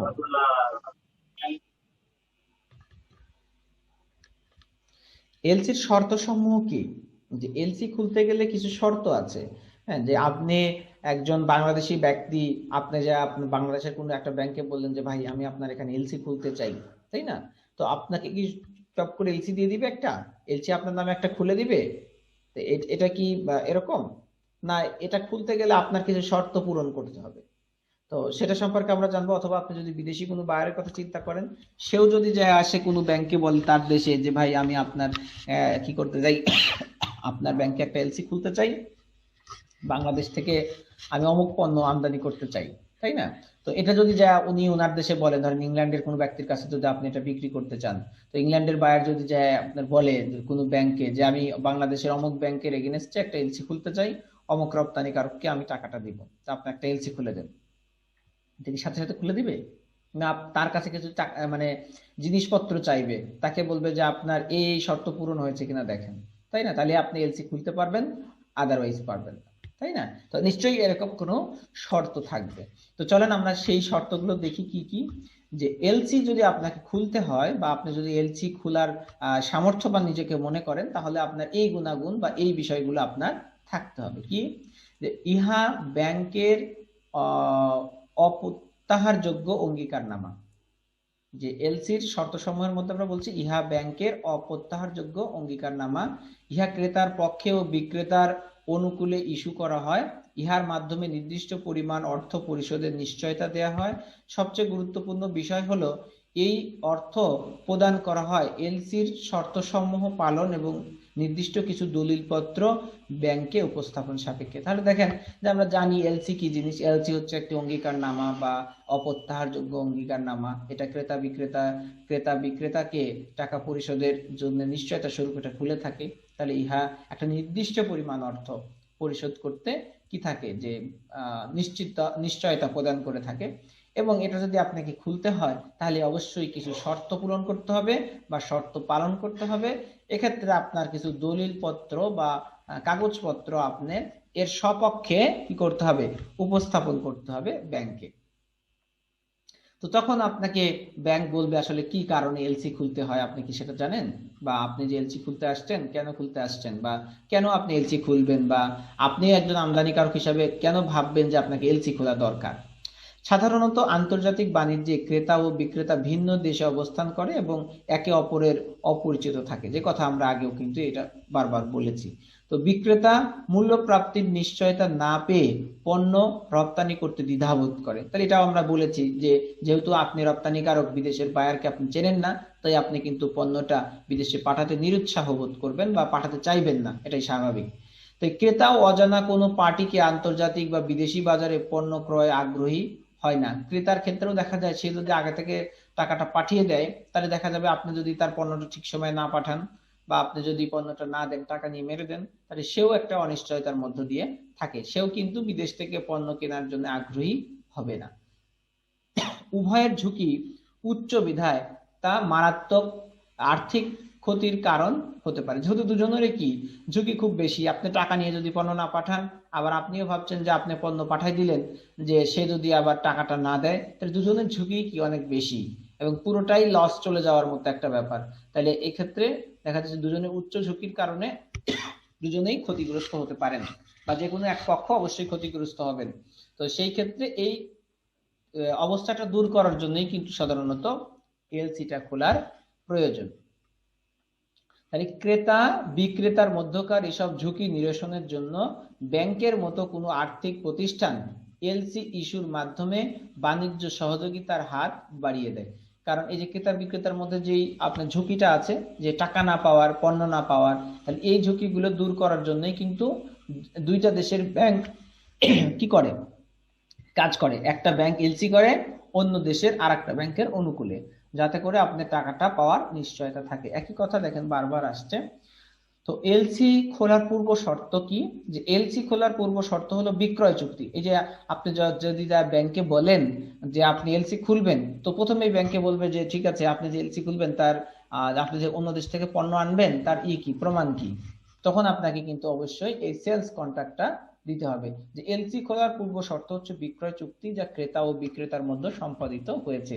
তখন আপনি কি করলেন, এই যে দেখেন যে আপনার বায়ার যে আপনার নামে এলসি খুলবে, এলসি খুলতে গেলে প্রথমেই কি করা লাগবে, এই যে আপনার আহ যে আপনার মধ্যে যে আপনাদের দুজনের মধ্যে যে বিক্রয় চুক্তি হয়েছে তার যে কন্ট্রাক্ট, সেটা আপনাকে ওখানে ব্যাংকে উপস্থাপন করতে হবে।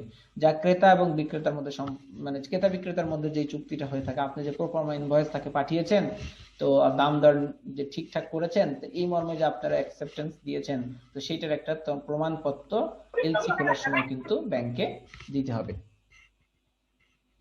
তারপরে কি থাকে, যে বিক্রয় চুক্তি দুই ভাবে সম্পাদিত হতে পারে।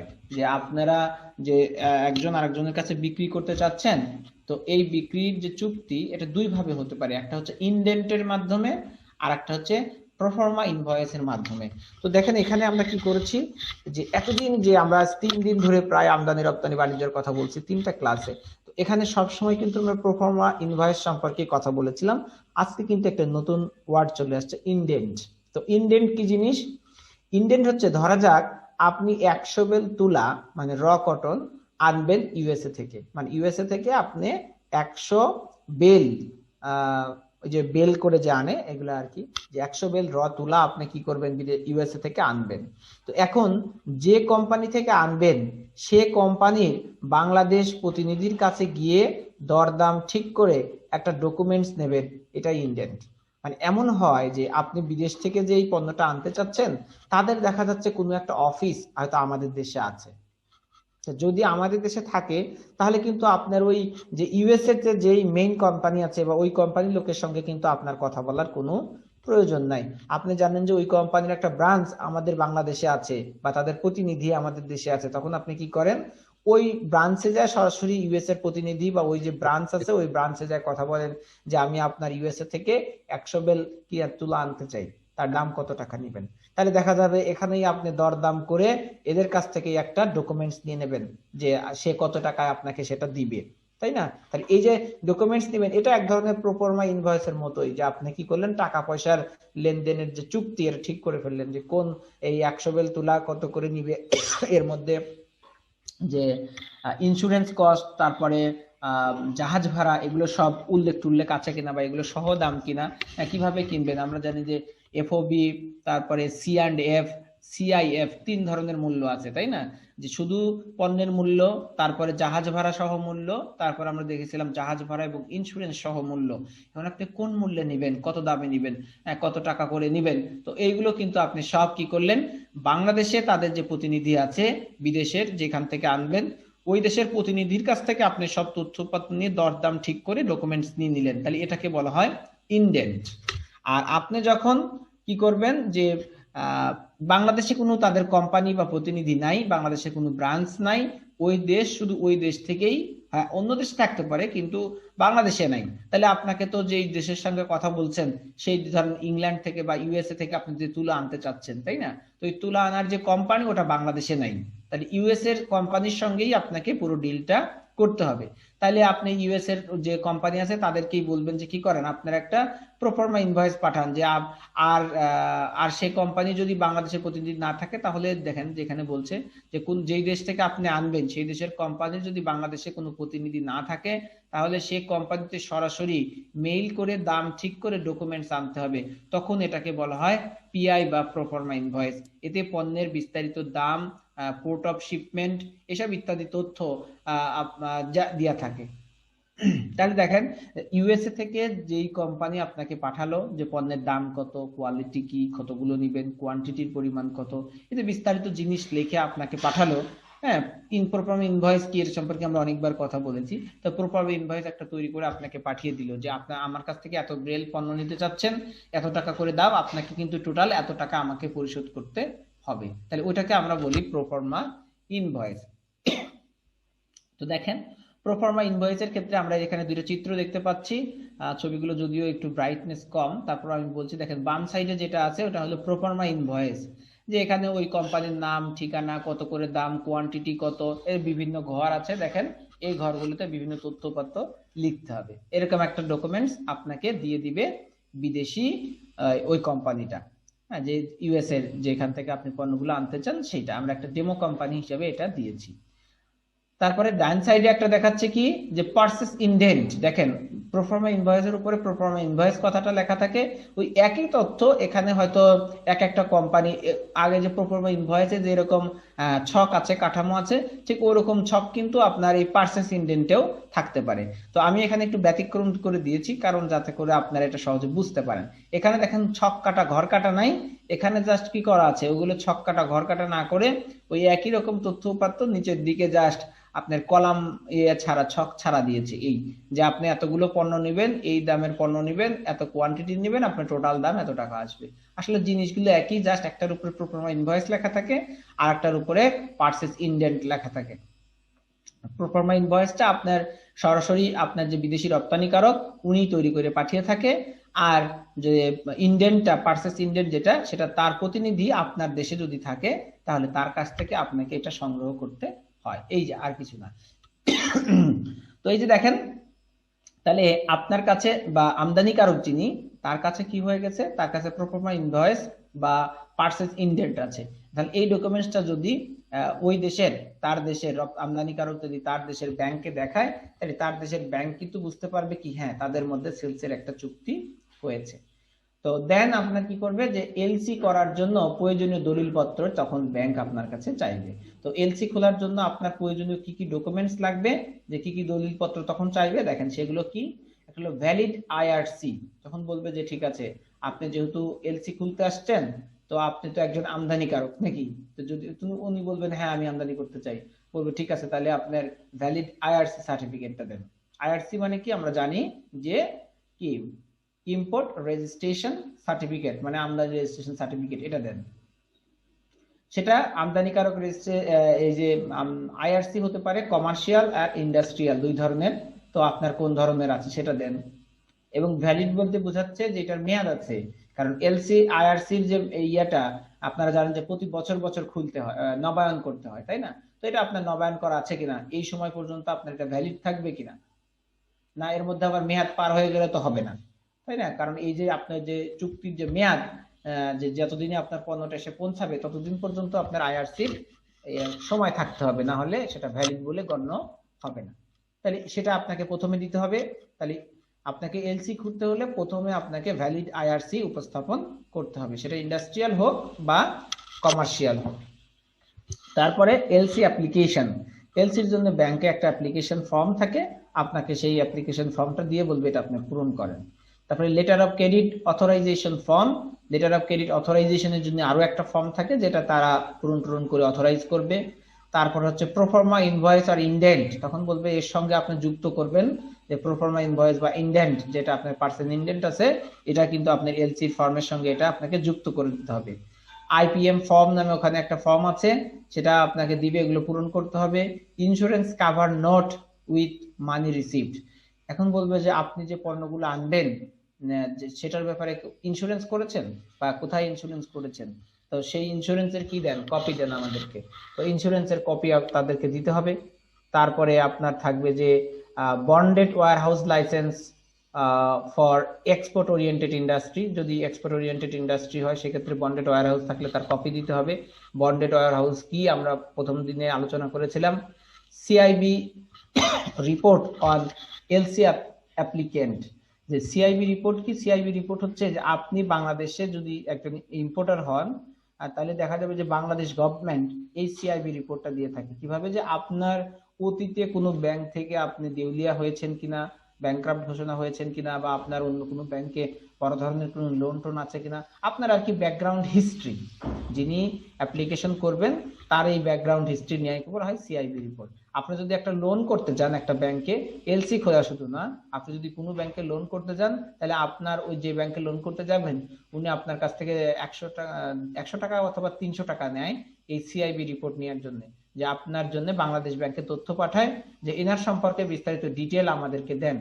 তো বাংলাদেশ ব্যাংক কি করে, অন্য ব্যাংক থেকে বা বাংলাদেশ ব্যাংকের ডাটাবেস থেকে আপনার সম্পর্কে যে বিস্তারিত তথ্যপাত্র আছে সেইগুলো তাদেরকে দিয়ে থাকে। যদি আপনি কোথাও থেকে লোন করে থাকেন তাহলে অবশ্যই সেটা বাংলাদেশের সার্ভারে বাংলাদেশ ব্যাংকের সার্ভারে থাকবে এবং সেখান থেকে নিয়ে বাংলাদেশ ব্যাংক দিয়ে দিবে।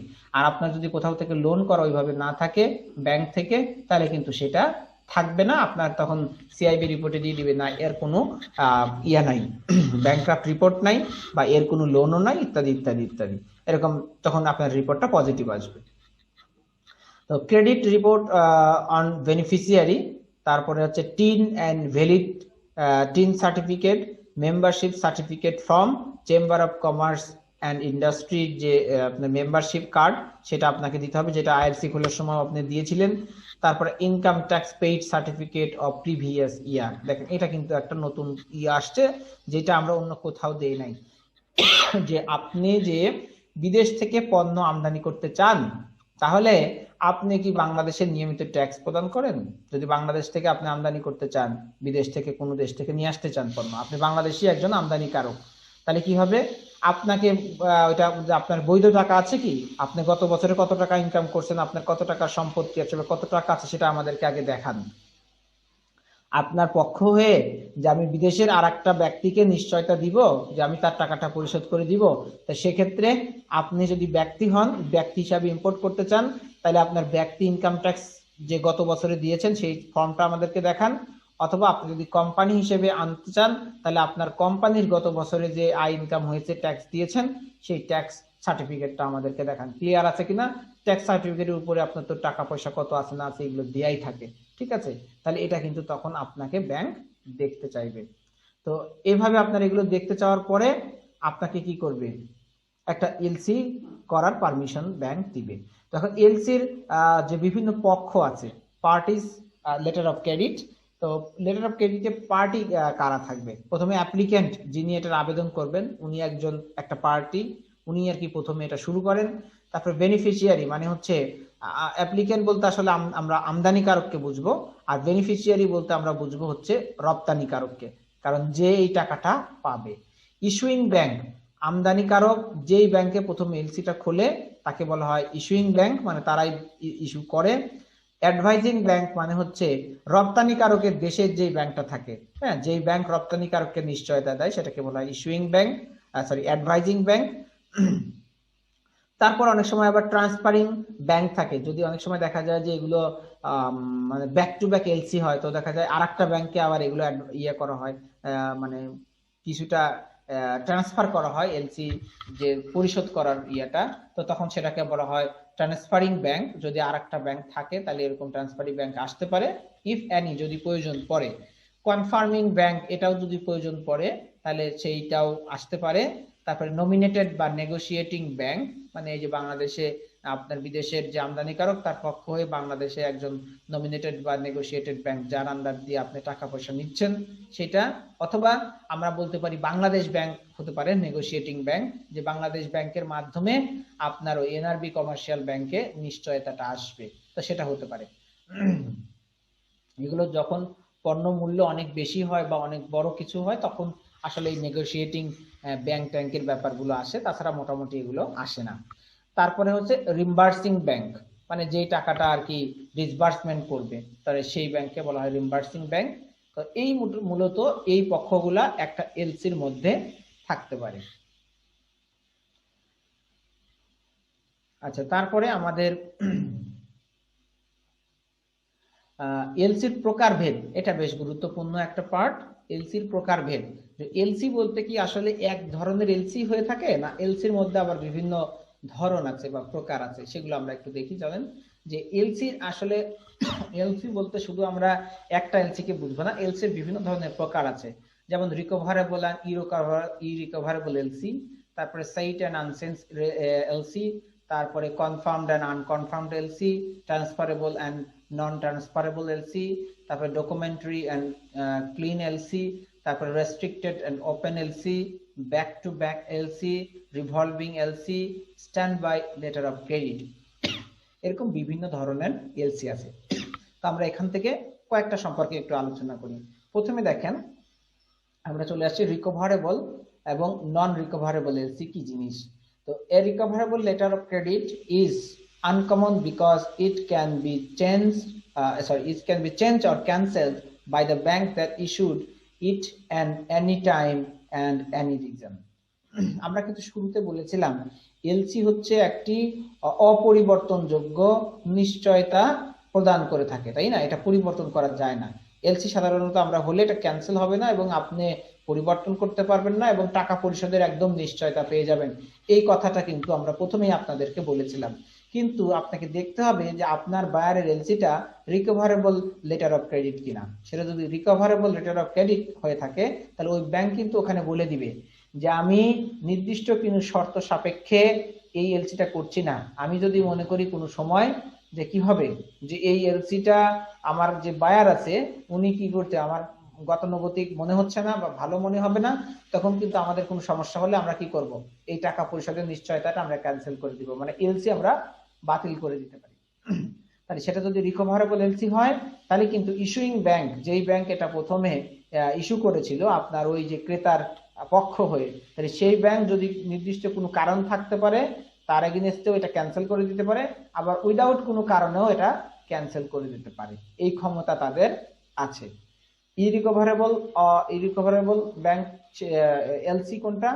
ইরিকভারেবল letter of credit cannot be changed or cancelled unless everyone involved agrees. Irrecoverable letters of credit provide more security than recoverable ones. হচ্ছে ইরিকভারেবল এলসি যেটা, এটা যে যতগুলো পক্ষ আছে এই পক্ষের সবার সম্মতি ছাড়া ওই ইস্যুইং ব্যাংক এটা ক্যান্সেল করতে পারে না। এটা ইচ্ছা করলে যে কোনো সময় যে কোনো কারণে ক্যান্সেল করতে পারো না। সব পক্ষ যদি রাজি থাকে, হ্যাঁ ঠিক আছে আমি আমদানি করব না, রপ্তানি করব বলবে আমি পাঠাবো না, এবং ব্যাংক বলবে যে আমিও টাকা পয়সা নিয়ে আর কোনো প্রতিশ্রুতি নিতে পারবো না, তো সবাই যদি এরকম একমত হয়ে যায় তখন কি হবে, আপনার এই এলসিটা ক্যান্সেল করা যাবে, তাছাড়া ক্যান্সেল করা যাবে না। তাহলে এখানে বলা হচ্ছে রিকভারেবল এলসি থেকে ইরিকভারেবল এলসিটা কি বেশি সিকিউরিটি প্রদান করে। সাইট এলসি এবং আনসেন্ট এলসি এই দুটার ক্ষেত্রে বলা হয়, সাইন্ট এলসির ক্ষেত্রে বলা হয় যে আপনার দেখা মাত্র বা আপনার এটা এলসির কাগজ উপস্থাপন করা মাত্র রপ্তানিকারক পণ্য পাঠিয়ে দেওয়ার পরে এরা যদি ব্যাংকে উপস্থাপন করে তাহলে রপ্তানিকারকের যে ব্যাংক ওই ব্যাংক এটা পরিশোধ করতে বাধ্য। আর পরের যেটা এটা হচ্ছে যে রপ্তানিকারক পণ্য পাঠানোর পরে যদি এটা যা শো করে তাহলে সেক্ষেত্রে ওই ব্যাংক আবার কিছুদিন সময় নিতে পারে। এই সময় নিয়ে সে কি করে, এই সময় নিয়ে সে ওই ব্যাংক থেকে বিদেশের থেকে আগে টাকাটা পাবে, তারপরে সে টাকাটা পরিশোধ করবে। তাহলে এক্ষেত্রে দেখা যায় একটু পেমেন্টটা ডিলে হতে পারে। কনফার্মড এন্ড আনকনফার্মড এলসি, তো এই দুই ধরনের এলসির মধ্যে আবার বলা হয় যে এই যে টাকা পরিশোধের ব্যাপারটা অনেকটা কনফার্ম থাকে। হ্যাঁ, এক্ষেত্রে কোনো রকম বিচ্যুতি হবে না, কোনো রকম প্রবলেম হবে না, একদম কনফার্মলি দিবে।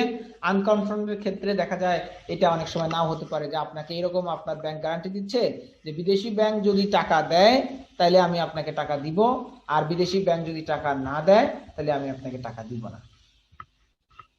বা যদি পণ্য আপনি পাঠান, আমার যে কি বলে আমদানিকারক ইনি যদি টাকা নাও দেয় তাহলে আমি যে ব্যাংক আপনার এলসি খুলে দিচ্ছি এই ব্যাংক সমস্ত টাকাটা পরিশোধ করব। তারপরে আসছে transferable and non transferable.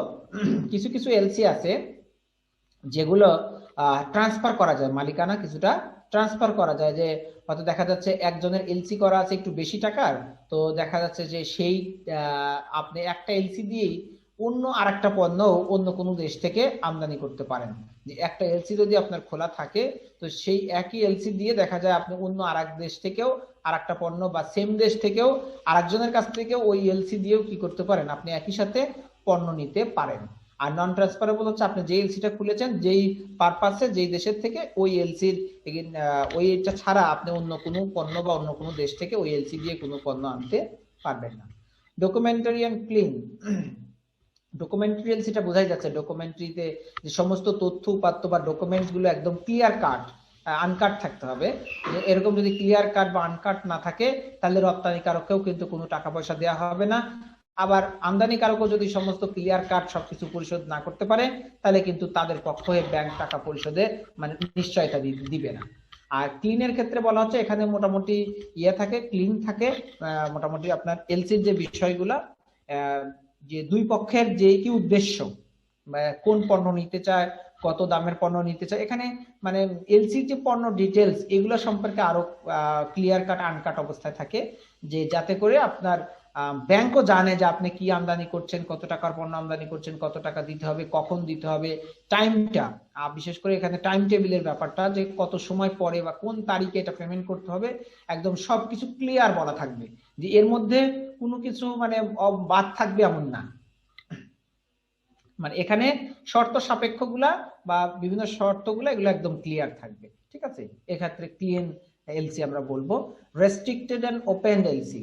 Restricted বলতে যে এখানে এলসির ক্ষেত্রে বলা হয় যে আপনার ডকুমেন্টস গুলা রেস্ট্রিক্টেড থাকবে, আপনার ভয়েস রেস্ট্রিক্টেড থাকবে, পণ্য রেস্ট্রিক্টেড থাকবে, পরিমাণ নির্দিষ্ট থাকবে। এক্ষেত্রে যদি টাকার পরিমাণ বাড়ানো কমানো যাবে না, একদম ফিক্স থাকবে। তারপরে ওপেন এলসির ক্ষেত্রে এটা একটু বাড়ানো কমানো যায়, যে আপনার এলসি দেখা যাচ্ছে যত টাকার খুলেছিলেন তার থেকে হয়তো পণ্য কম টাকার আনছে তখন একটু কমাতে পারেন, বা যদি বেশি টাকার আনেন তখন আবার তাদের রিকোয়েস্ট করে বা কোনো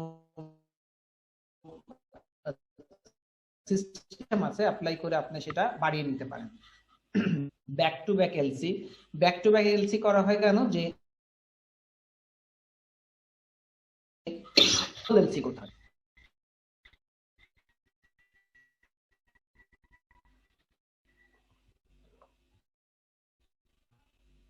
আবার দেখা যেতে পারে যে এমন হয়েছে যে একটা এলসির এগেইনস্টে আবার আরেকটা এলসিও করা লাগতে পারে, তাহলে সেই ক্ষেত্রে আমরা বলি ব্যাক টু ব্যাক এলসি, মানে ডাবল সিকিউরিটি দিয়ে থাকে ব্যাক টু ব্যাক এলসিতে। আবার নিজের প্রয়োজনেও অনেক সময় করা লাগতে পারে, যে অন্য আরেকটা দেশ থেকে একটা এই এলসির এগেইনস্টে আপনি আরেকটা এলসি খুলে নিতে পারেন, তো সেটাকে আমরা বলতে পারি back to back LC. Revolving LC এটা অনেকটা ইসের মতো, কি বলবো,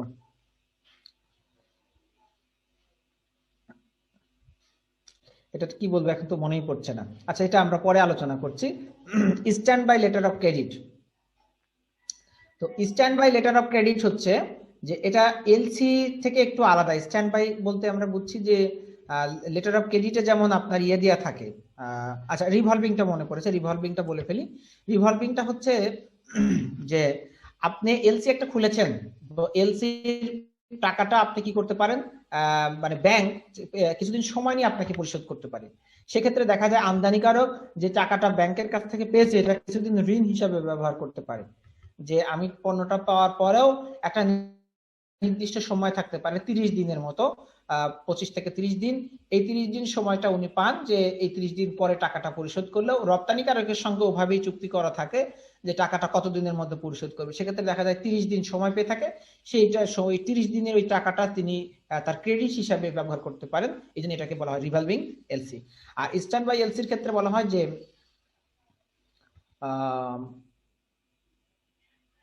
কি বলবো, এটা তো বাংলাটা মনে আসছে না, যে এটাও আপনার এই আমদানিকারকের পক্ষ হয়ে ব্যাংক আপনার রপ্তানিকারককে দিবে, আপনার নিশ্চয়তা দিবে, কিন্তু দেখা যায় যে স্ট্যান্ড বাই হিসাবে এটা কাজ করে, যে যদি আমদানিকারক আপনার টাকা পয়সা ঠিকঠাক মতো পরিশোধ করে দেয় ব্যাংকে, দেন আপনার রপ্তানিকারককে সেই ইয়েটা দিয়ে দিবে, মানে টাকা পরিশোধের যে নিশ্চয়তা এটা দিবে। যদি উনি পরিশোধ না করেন সেই ক্ষেত্রে আর রপ্তানিকারককে কিন্তু টাকা পরিশোধের ক্ষেত্রে এলসিটা হেল্প করবে না। তো এই যে বিভিন্ন ধরনের এলসি আছে, তো এগুলো আমরা সংক্ষেপে একটু ধারণা আপনাদেরকে দেওয়ার চেষ্টা করলাম। তো আপনারা যখন আমদানিকারক হবেন, এলসি খুলবেন, তখন এই প্র্যাকটিসগুলো আমাদের দেশে প্রচলিত আছে কিনা এটা একটা ব্যাপার। এটা একটা বিভিন্ন দেশের কনসেপ্ট নিয়ে আমরা কথাগুলো বললাম। এখন আমাদের দেশে এই সবগুলো এলসি আছে কিনা এটা আমারও জানা নাই। তো এগুলো বিভিন্ন এলসির প্যাটার্ন। তো আপনি যখন কোনো এলসি খুলতে যাবেন কোনো ব্যাংকে, তখন সেখানে যাই দেখতে হবে যে এই দেশে কি কি ধরনের এলসি খোলা হয়, বা আপনি যেই ব্যাংকে এলসি খুলতে গেছেন ওই ব্যাংক আসলে কোন এলসি গুলো খোলে, বা সেখানে এতগুলো প্রকারভেদ আছে কিনা সেগুলো দেখে যেতে হবে। এগুলো ইন্টারন্যাশনাল কনসেপ্ট, বিভিন্ন দেশের বাইরের এই ধরনের জিনিসগুলো প্রচলিত আছে। এখন আমাদের দেশে এলসি বলতে কি শুধু একটাই বোঝাবে না, এরকম বিভিন্ন ধরনের প্রকারভেদ আছে, সেটা কিন্তু আমাদের দেশের ব্যাংকে যে আপনাকে এটা নিশ্চিত করতে হবে। তো আপনি আমদানিকারক যখন হবেন তখন কি চাবেন, যে আপনার কোন এলসিটা খুললে আপনার দিক থেকে কি হবে, সেফ থাকবেন, আপনার দিক থেকে ভালো নিশ্চয়তা পাবেন, বিভিন্ন সুযোগ সুবিধা পাবেন, তখন আপনি সেই এলসিটা খোলার চেষ্টা করবেন। আবার আপনার যে রপ্তানিকারক উনিও চেষ্টা করবে কি, যে উনার দিক থেকে যেই এলসিটা খুললে কি হবে, বেশি সুবিধাজনক হবে, বা যেটা খুললে উনি নিশ্চয়তা বেশি পাবেন, ওনার টাকা পাওয়ার ক্ষেত্রে কোনো ধরনের কোনো ঝুঁকি ক্রিয়েট হবে না, ওই এলসিটা যখন তখন ওই ব্যাংক বাতিল করতে পারবে না। যেমন ধরেন যে এখানে আমরা যে বলেছিলাম যে রিকভারেবল এলসি, তাই রিকভারেবল এলসি যদি আপনার বায়ার আপনার জন্য পরিশোধের জন্য করে থাকে, তাহলে কি হবে, যখন তখন তো আপনি হয়তো সব পণ্য টণ্য রেডি করে সব পাঠানোর জন্য রেডি হয়ে গেছেন, তখন ওই এলসি বাতিল হয়ে গেল, তখন আপনার কি হবে, তখন তো আপনি পণ্যটা আর পাঠাতেও পাচ্ছেন না, বা নিশ্চয়তাও পাচ্ছেন না আপনার পণ্য পাঠালে টাকা পাবেন কিনা তার তো গ্যারান্টি নাই, অলরেডি আপনি তো সব পণ্য কি তৈরি করে ফেলেছেন, তখন আপনার কি হবে। তো এই জন্য আপনি কোন এলসির আন্ডারে পণ্যগুলো পাঠাতে চাচ্ছেন এটা আপনাকে ভালোভাবে দেখে বুঝে নিতে হবে, তাহলে কিন্তু আপনি পণ্য পরিশোধের নিশ্চয়তাটা ভালোভাবে পাবেন। তাহলে এলসি মানেই যে সবসময় 100% পূর্ণ গ্যারান্টি দিচ্ছে এমনটা কিন্তু হচ্ছে না, কারণ যদি রিকভারেবল এলসি হয় তাহলে তো যখন তখন ওই ইস্যুইং ব্যাংক এটা বাতিল করে দিতে পারে, তাহলে তো আপনি ইনসিকিউরিটির মধ্যে একটা পড়ে যেতে পারেন। তো এগুলো চিন্তা ভাবনা করেই কিন্তু আপনার কি করা উচিত, এলসির দেখে তারপরে আপনার স্টেপ গুলো নেওয়া উচিত। তো এবারে আসছি আমরা এলসি করার শর্ত সমূহ। যে আমদানিকারক যে শাখায় তার ব্যবসায়িক হিসাব পরিচালনা করেন সে শাখায় এলসি খোলার জন্য আবেদন করবেন। এডি অথরাইজড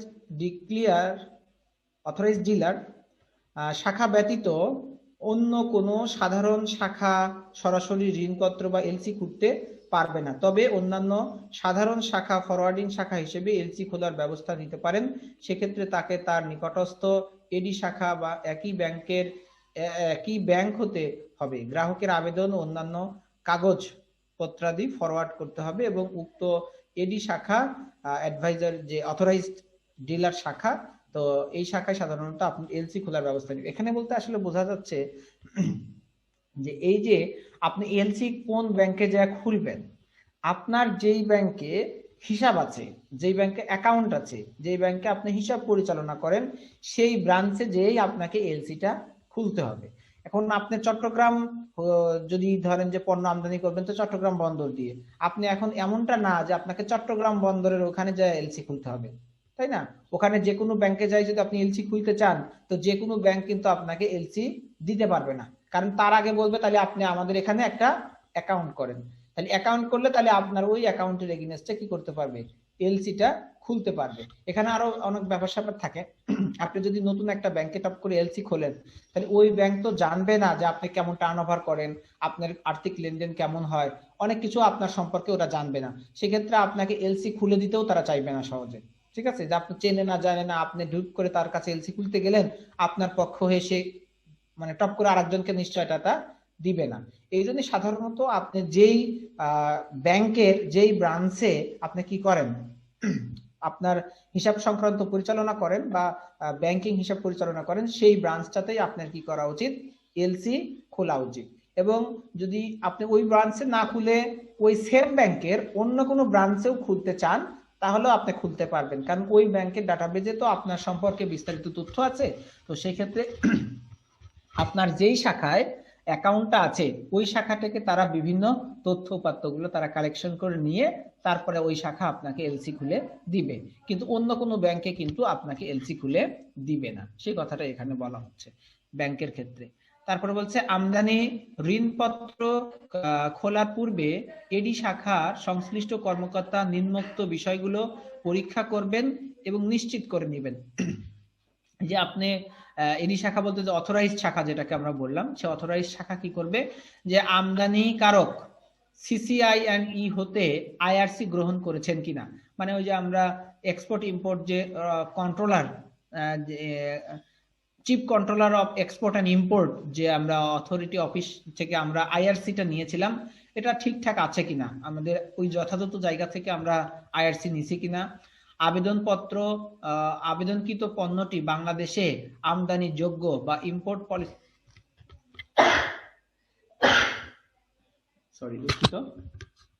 যে আপনি যেই পণ্যটা বিদেশ থেকে আমদানি করতে চাচ্ছেন ওই পণ্যটা কি বাংলাদেশে আমদানি করা বৈধ কিনা বা আমদানি করার যোগ্যতা ওই পণ্যের আছে কিনা বা ওই পণ্যটা নরমালি আমদানি করার পারমিশন আছে কিনা, এটা ব্যাংক দেখবে। 3 ধরনের পণ্য উল্লেখ আছে, যেমন রেগুলার আইটেম চাল ডাল তেল, রেস্ট্রিক্টেড আইটেম অস্ত্র মদ, হ্যাঁ, তারপরে এন্ড ব্যানেড আইটেমস হচ্ছে মানে ব্যান্ড আইটেম যে শুকর জাতীয় বা শুকর থেকে তৈরিকৃত পণ্য বা এরকম কোনো আইটেম, সরাসরি এটার মাংস বা এটা চর্বি বা এটা দিয়ে কোনো পণ্য তৈরি হলে সেগুলো কিন্তু বাংলাদেশে আইনত আপনি ব্যান্ড একদম। এগুলো শুকর ব্যবহার করে বা শুকরের কোনো অংশ বিশেষ ব্যবহার করে বা এর কোনো উপাদান ব্যবহার করে যদি কোনো পণ্য তৈরি হয়ে থাকে তাহলে সেটা বাংলাদেশে আপনি কোনোভাবেই আনতে পারবেন না, একদম ব্যান্ড, এটা কোনোভাবেই পারমিশন পাবেন না। এটা অনেক পণ্য তো থাকে যে যেগুলো কি এন্টি রেস্ট্রিক্টেড, মানে আমদানি করা নিষেধ কিন্তু অনুমতি সাপেক্ষে করা যায়, বিশেষ বিবেচনায় আপনি যদি পারমিশন নিতে পারেন তাহলে করা যায়, কিন্তু ব্যান্ড যেটা সেটা কখনোই আপনি আমদানি করতে পারবেন না। তাহলে রেস্ট্রিক্টেড যেটা আমদানি করা নিষেধ থাকে কিন্তু পারমিশন নিয়ে করা যায় সেগুলোকে আমরা বলি রেস্ট্রিক্টেড, যেমন মদ বা অস্ত্র এগুলো আমদানি নিষিদ্ধ কিন্তু বিশেষ অনুমতি সাপেক্ষে এগুলা আমদানি করা যায়, অস্ত্র গোলা বারুদ ইত্যাদি যেগুলা রাসায়নিক জিনিস এগুলা শর্ত সাপেক্ষে অনুমতি নিয়ে করা যায়। আর রেগুলার আইটেম যেমন চাল, ডাল, তেল ইত্যাদি ইত্যাদি যেগুলো বাংলাদেশ নরমালি বিদেশ থেকে আমদানি করে থাকে, এগুলো সবসময়ই আপনি সাধারণত আমদানি করতে পারেন। তো এই কোন ক্যাটাগরির মধ্যে আপনি পণ্য এলসি করতে আসছেন সেটা দেখবে। তারা যদি ব্যান্ড ক্যাটাগরির পণ্য আমদানি করার জন্য যদি আপনি এলসি খোলার জন্য যান, তাহলে আপনাকে আসসালামু আলাইকুম দিয়ে বলবে আপনি যেতে পারেন, আমরা আপনাকে এলসি দিতে পারবো না, কারণ এই পণ্য বাংলাদেশে আমদানি নিষেধ, আর এই পণ্যের জন্য এলসি খোলা এটা আইনত দণ্ডনীয় অপরাধ, বা এটা খোলার নিয়ম নাই, আমরা আপনাকে এলসি দিতে পারবো না। আপনার যদি রেস্ট্রিক্টেড পণ্য আনতে চান, তাহলে ব্যাংক বলবে ঠিক আছে, যদি রেস্ট্রিক্টেড পণ্য আপনি নিতে চান তাহলে কি করেন, আপনি এটার যে আমদানি করতে পারবেন এর অনুমতি পত্রটা আমাদেরকে দেখান। যদি অনুমতি পত্র থাকে তাহলে রেস্ট্রিক্টেড পণ্য আনার ক্ষেত্রে আপনাকে এলসি খুলে দিবে, আর রেগুলার পণ্যের ক্ষেত্রে তো কোনো ধরনের সমস্যাই নেই, আপনাকে এলসি দিবেই। তো দেখেন এই কথাগুলোই পরবর্তীতে আরো বলা আছে যে প্রথমোক্ত পণ্য যে কেউ আমদানি করতে পারে, দ্বিতীয়টি নিয়ন্ত্রিত সংস্থা যেমন সেনাবাহিনী কর্তৃক বিশেষ অনুমতি সাপেক্ষে আমদানিযোগ্য রেস্ট্রিক্টেড পণ্যটা, এবং শেষোক্তটি কখনো আমদানিযোগ্য নয়, তাই সংশ্লিষ্ট কর্মকর্তা যাচাই করে দেখবেন যে পণ্যটি এ দেশে আমদানিযোগ্য কিনা। তো তারপরে আপনাকে এলসি দিতে কিন্তু ব্যাংক রাজি হবে।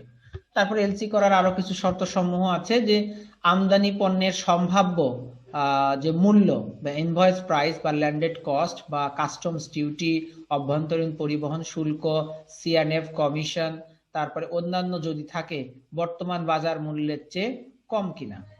যে আপনি যেগুলা আমদানি করতে চাচ্ছেন এগুলা কি ইচ্ছা মতো দাম বসাই দিচ্ছেন কিনা, যে ওই পণ্যটার দাম হয়তো 1 কোটি টাকা, কিন্তু আপনি ওভার ভ্যালুয়েশন করে বা ওভার ইনভয়েস করে ওটা দেখাচ্ছেন 2 কোটি টাকা। কারণ এই যে আমাদের দেশের টাকাগুলো বিদেশে পাচার করা হয়, কারণ এগুলো বিভিন্ন এলসির মাধ্যমে বিদেশ থেকে পণ্য আমদানি রপ্তানি করার সময় কিন্তু এগুলো সাধারণত পাচার হয়ে থাকে বেশি টাকা, যে আপনি ওভার ইনভয়েস করে দেখানো হয় যে তাকে আপনি তার কাছ থেকে পণ্য কিনছেন 1 কোটি টাকার, কিন্তু তাকে আপনি দেখাচ্ছেন দাম দেখাচ্ছেন 2 কোটি টাকা, মানে 1 কোটি টাকা আপনি অতিরিক্ত তার সঙ্গে চুক্তি করেছেন যে তার মাধ্যমে আপনি বিদেশে নিয়ে যাবেন, তার কাছ থেকে পরে টাকাটা আপনি বিদেশে যাওয়ার পরে নিয়ে নিবেন। হ্যাঁ, বিভিন্ন পারপাসে তার জন্য আপনি হয়তো তাকে পণ্য দাম বেশি দিবেন, বিভিন্ন ভাবে এগুলা চুক্তি করে আর কি। যারা অসৎ উপায়ে বিদেশে টাকা নিয়ে যেতে চায় তারা এই যে এইভাবে কিন্তু ওভার ভ্যালুয়েশন করে নিয়ে যায়। এজন্য ব্যাংক এটা কি করবে, এটা কিন্তু যাচাই করে দেখবে যে আপনি এত টাকার এলসি যে করতে চাচ্ছেন, ইনভয়েস যেটা নিয়ে আসছেন, এটা কি বর্তমান বাজার প্রেক্ষাপটে ঠিক আছে, নাকি আপনি ওভার ভ্যালুয়েশন করেছেন, বা কাস্টমস ডিউটি বা বিভিন্ন যে অভ্যন্তরীণ যে খরচ, সিএনএফ কমিশন খরচ ইত্যাদি যত খরচ আপনি দেখিয়েছেন এগুলা কি যথাযথ আছে, নাকি আপনি বেশি বেশি দেখাইছেন। যদি বেশি বেশি দেখান তাহলে আপনাকে কিন্তু অত টাকার এলসি এই ব্যাংক দিবে না, বলবে না এখানে তো এত টাকার দিয়ার এত টাকার পণ্য আপনি আনছেন না, তাহলে এত টাকার এলসি আমরা করতে পারবো না। আর প্রকৃত দেখা যায় যদি আপনি সবকিছু প্রকৃত দিয়েছেন, সত্য দিয়েছেন, তাহলে ব্যাংক আপনাকে এলসিটা দিবে। আবেদনকারী আবেদনকৃত পণ্যের ব্যবসার সঙ্গে জড়িত বা সত্যি সত্যি উক্ত পণ্যটি তার প্রয়োজন কিনা, এটাও অনেক সময় ব্যাংক যাচাই করে দেখতে পারে যে আপনি সত্যি সত্যি ওই পণ্য আপনার লাগবে কিনা, বা আপনি কি আসলে এগুলো রেস্ট্রিক্টেড পণ্যর ক্ষেত্রে বিশেষ করে দেখা হয়, রেগুলার পণ্যের ক্ষেত্রে এগুলো অতটা বেশি দেখা হয় না। তো রেস্ট্রিক্টেড পণ্য যেগুলো থাকে ওগুলোর ক্ষেত্রে আপনার এই যে এই তথ্যগুলো নেওয়া হয়, যে আপনি অস্ত্র আমদানি করতে চাচ্ছেন, আপনি এটা পারমিশন কেন দরকার, এগুলো আপনি কি করবেন, আপনি পারমিশনটা পেলেন কিভাবে, বিভিন্ন জিনিস এগুলো যাচাই বাছাই করে তখন দেখা হয়। তো বাংলাদেশে আবেদনকারীর একটি স্থায়ী আবাসিক ঠিকানা বা স্থায়ী ব্যবসায়িক ঠিকানা আছে। তো নিশ্চয়ই আপনি যদি ব্যবসায়ী হিসেবে আমদানি করেন তো আপনার ব্যবসার নামে নিশ্চয়ই আইআরসি আছে, তাহলে আপনার সেই স্থায়ী ঠিকানা কোথায় আছে, এবং আপনি যদি হন ব্যক্তি হন তাহলে আপনারও নিশ্চয়ই স্থায়ী ঠিকানা আছে, আবাসিক ঠিকানা আছে, সেগুলো কোথায়। তো সেগুলো আর কি আবেদনকারী সরবরাহ করবে এবং ব্যাংক এগুলো যাচাই বাছাই করে দেখবে আসলে এগুলা আছে কিনা। কারণ আপনাকে না জেনে না বুঝে না চিনে তো আপনার পক্ষ হয়ে কাউকে গ্যারান্টি দিয়ে একটা নির্বুদ্ধিতার কাজ হবে, তাই না? তো ব্যাংকও সবকিছু একদম পুঙ্খানুপুঙ্খরূপে যাচাই বাছাই করেই আপনার উপরে বিশ্বাস স্থাপন করবে, তাছাড়া কিন্তু আপনার পক্ষে আপনার অন্যজনকে পারমিশন দিবে না।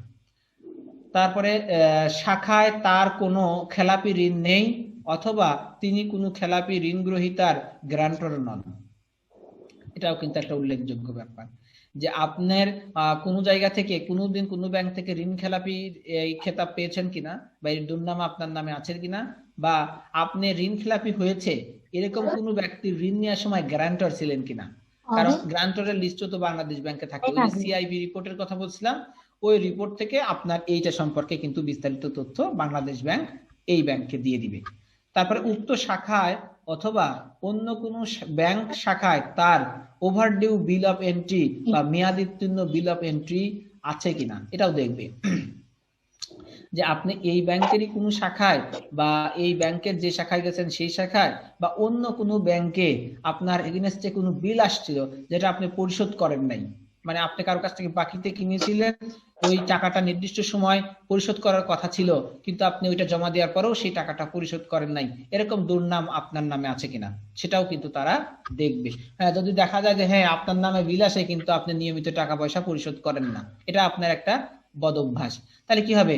আপনার তো আগেই পরিশোধ করতে মানে পরিশোধ করেন না এমন বদ অভ্যাস আছে, কারণ আপনার এগেইনস্টে যদি এই ব্যাংক কথা দেয় যে রপ্তানিকারকে টাকা পরিশোধ করে দিবে, তখন তো আপনি ঠিক সময় টাকাটা দিবেন না। তাহলে আপনার এই পক্ষ হয়ে ব্যাংক যদি এই এটা দেয়, প্রতিশ্রুতিটা দেয়, তাহলে ব্যাংক একটা ঝামেলায় পড়বে শুধু শুধু অনাকাঙ্ক্ষিত, তাহলে আপনাকে কিন্তু এই ইয়া দিবে না, এলসি দিবে না। তো এবার সবকিছু যদি হয় যে আপনার ঠিকঠাক থাকে, তথ্যগুলো যদি আপনার পক্ষে পজিটিভ হয়, তখন কিন্তু ব্যাংক আপনার জন্য এলসি দিতে রাজি হবে।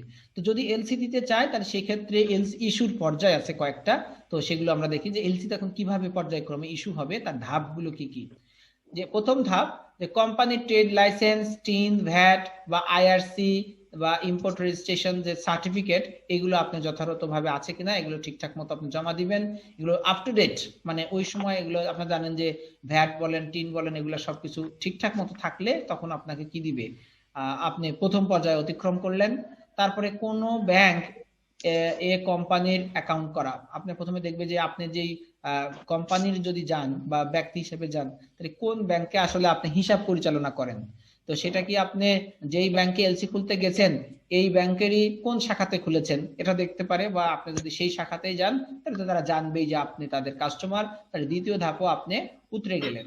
এরপরে তৃতীয় ধাপ, যে পণ্যটি আমদানি করবেন তার ইন্ডেন্ট বা পিআই কালেক্ট করা। আপনি যেই পণ্যটি বিদেশ থেকে আমদানি করতে চাচ্ছেন তার ওই যে ইন্ডেন্ট বা প্রোফর্মা ইনভয়েস আপনার আছে কিনা, সেটা আপনি কালেক্ট করেছেন কিনা সেটা ব্যাংক দেখতে চাইবেন, নাহলে কত টাকা করবেন সেটা তারা বুঝবে কি করে। তাহলে এই জন্য তৃতীয় ধাপ আপনি যদি এটা সরবরাহ করতে পারেন পিআই বা ইন্ডেন্ট, তাহলে আপনি এই ধাপ পার করে গেলেন। এরপরে চতুর্থ ধাপ, ব্যাংক থেকে LC letter of credit application form collect করে ইন্ডেন্ট বা পিআই অনুযায়ী পূরণ করে ব্যাংকে জমা দেয়া। মানে আপনার বেটার যে এলসি খোলার যে ফর্ম আছে এই ফর্মটা আপনি কালেক্ট করবেন। কালেক্ট করার পরে আপনার যে ইন্ডেন্ট বা পিআই তে যে মূল্য আছে, যে তথ্য উপাত্তগুলো আছে, কারণ পিআই তে আপনি কোন দেশে পাঠাবেন, কোন দেশের ব্যাংকে পাঠাবেন, ওই দেশের কোন কাস্টমার এটা পাবে, এই সব তথ্য তো ওখানে থাকে। কারণ ওই ব্যাংকের বিস্তারিত ঠিকানা বা ওই আপনার যে রপ্তানিকারক তার বিস্তারিত ঠিকানা তো আপনার ওইখানে লেখা আছে।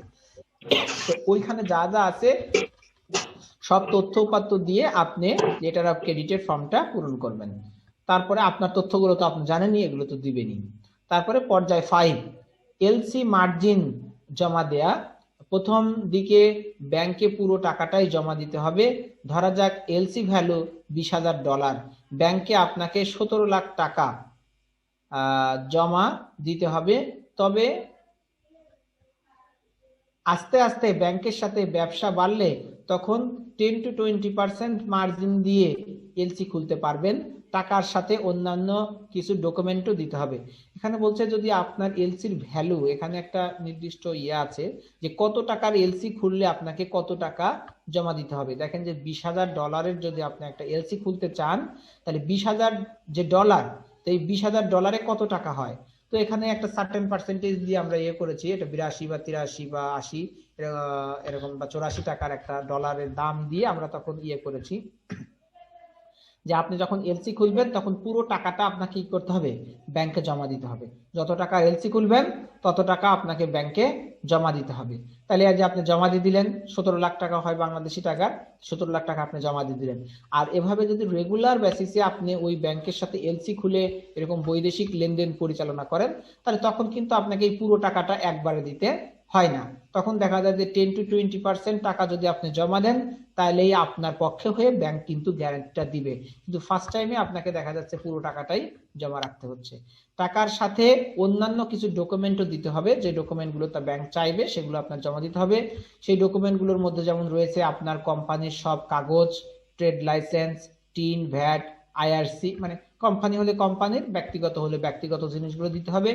ইনডেন্ট, পিআই এর 3-4টি ফটোকপি, মানে ওই যে প্রোফর্মা ইনভয়েস যেটা থাকে, এই প্রোফর্মা ইনভয়েসের 3-4 কপি ফটোকপি আপনাকে দিতে হবে। সাপ্লায়ার কোম্পানির ব্যাংক ক্রেডিট রিপোর্ট, এই যে সাপ্লায়ার যিনি থাকবেন, মানে রপ্তানিকারক যিনি থাকবেন, তো সাপ্লায়ারেরও কি থাকবে, যে ব্যাংক ক্রেডিট রিপোর্ট সম্পর্কেও আপনার একটা তথ্যপত্র তার কাছ থেকে নিয়ে আপনাকে ব্যাংকে জমা দিতে হবে। তারপরে হচ্ছে ইন্স্যুরেন্স কভার নোট, যে কোনো ইন্স্যুরেন্স কোম্পানিতে ইনডেন্ট দেখিয়ে ফি দিয়ে এটা নিতে হবে, মানে ইনডেন্ট হোক বা প্রোফর্মা ইনভয়েস হোক, যেটাই হোক আপনাকে কিন্তু এটা যে পণ্যটা আপনি আনতে চাচ্ছেন ওই পণ্যটার এগেইনস্টে আপনাকে একটা ইন্স্যুরেন্স করতে হবে, কারণ ইন্স্যুরেন্স না করলে যে আপনার ক্ষতিগ্রস্ত যদি হন তাহলে সেক্ষেত্রে ক্ষতিপূরণটা কে দিবে। তাহলে এই জন্য আপনাকে ইন্স্যুরেন্সের কাগজ আপনাকে দিতে হবে যে আপনি যেই পণ্যগুলো আনতে চাচ্ছেন তার যথাযথ ইন্স্যুরেন্স করা আছে। এরপর ব্যাংক আপনাকে এলসির একটা কপি দিবে, মানে সমস্ত কিছু ডকুমেন্ট দিয়ে দিলেন। তো তারপরে কি হবে, ব্যাংক কিন্তু আপনাকে এলসির যে ডকুমেন্ট সেটা আপনাকে দিয়ে দিবে, অরিজিনালটা পাঠিয়ে দেবে বিদেশের সাপ্লায়ারের কাছে, মানে আপনি যেই রপ্তানিকারক যার কাছ থেকে আপনি পণ্য আনতে চাচ্ছেন তো তাকে দিবে আর কি। তো ঠিক আছে, আমাদের সালমা আপু মনে হয় কিছু বলতে চাচ্ছেন, তো বলতে পারেন। আপু ধন্যবাদ।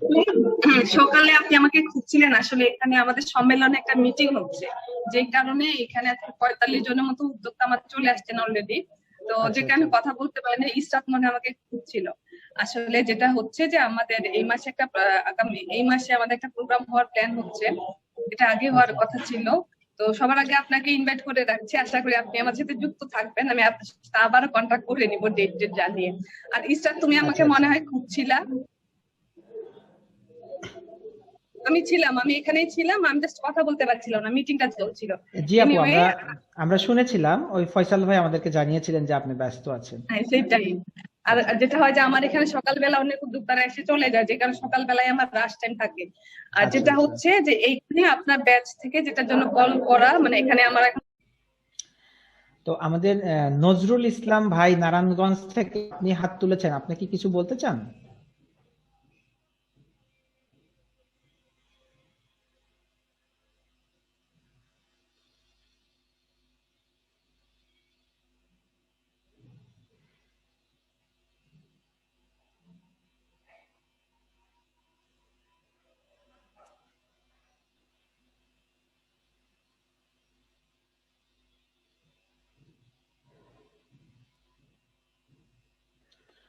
ওকে, মনে হয় এমনিতেই তুলেছিলেন। তো ঠিক আছে, আমরা আমাদের আলোচনায় ফিরে যাচ্ছি।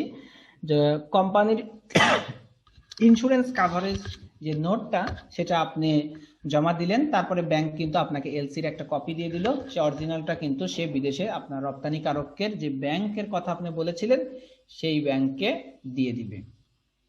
তো দেন এখন আমরা চলে যাচ্ছি যে একটি ঋণপত্র শুরু থেকে নিষ্পন্ন হওয়া পর্যন্ত যে বিভিন্ন পদক্ষেপগুলো থাকে সেগুলো সম্পর্কে আমরা একটু এক ঝলকে দেখে ফেলি। যে ব্যাংক কর্তৃক ঋণপত্র খোলার আগে থেকেই এর কার্যক্রম শুরু হয়, যেমন একজন আমদানিকারককে সর্বাগ্রে যে সিসিআই এন্ড ই থেকে আইআরসি গ্রহণ করতে হয়। এর পরবর্তী পদক্ষেপ সমূহ নিম্নরূপ: যে চুক্তিনামা সম্পন্ন, ঋণপত্র খোলার আগে ক্রেতা এবং বিক্রেতার মধ্যে একটি চুক্তিনামা সম্পন্ন হয়।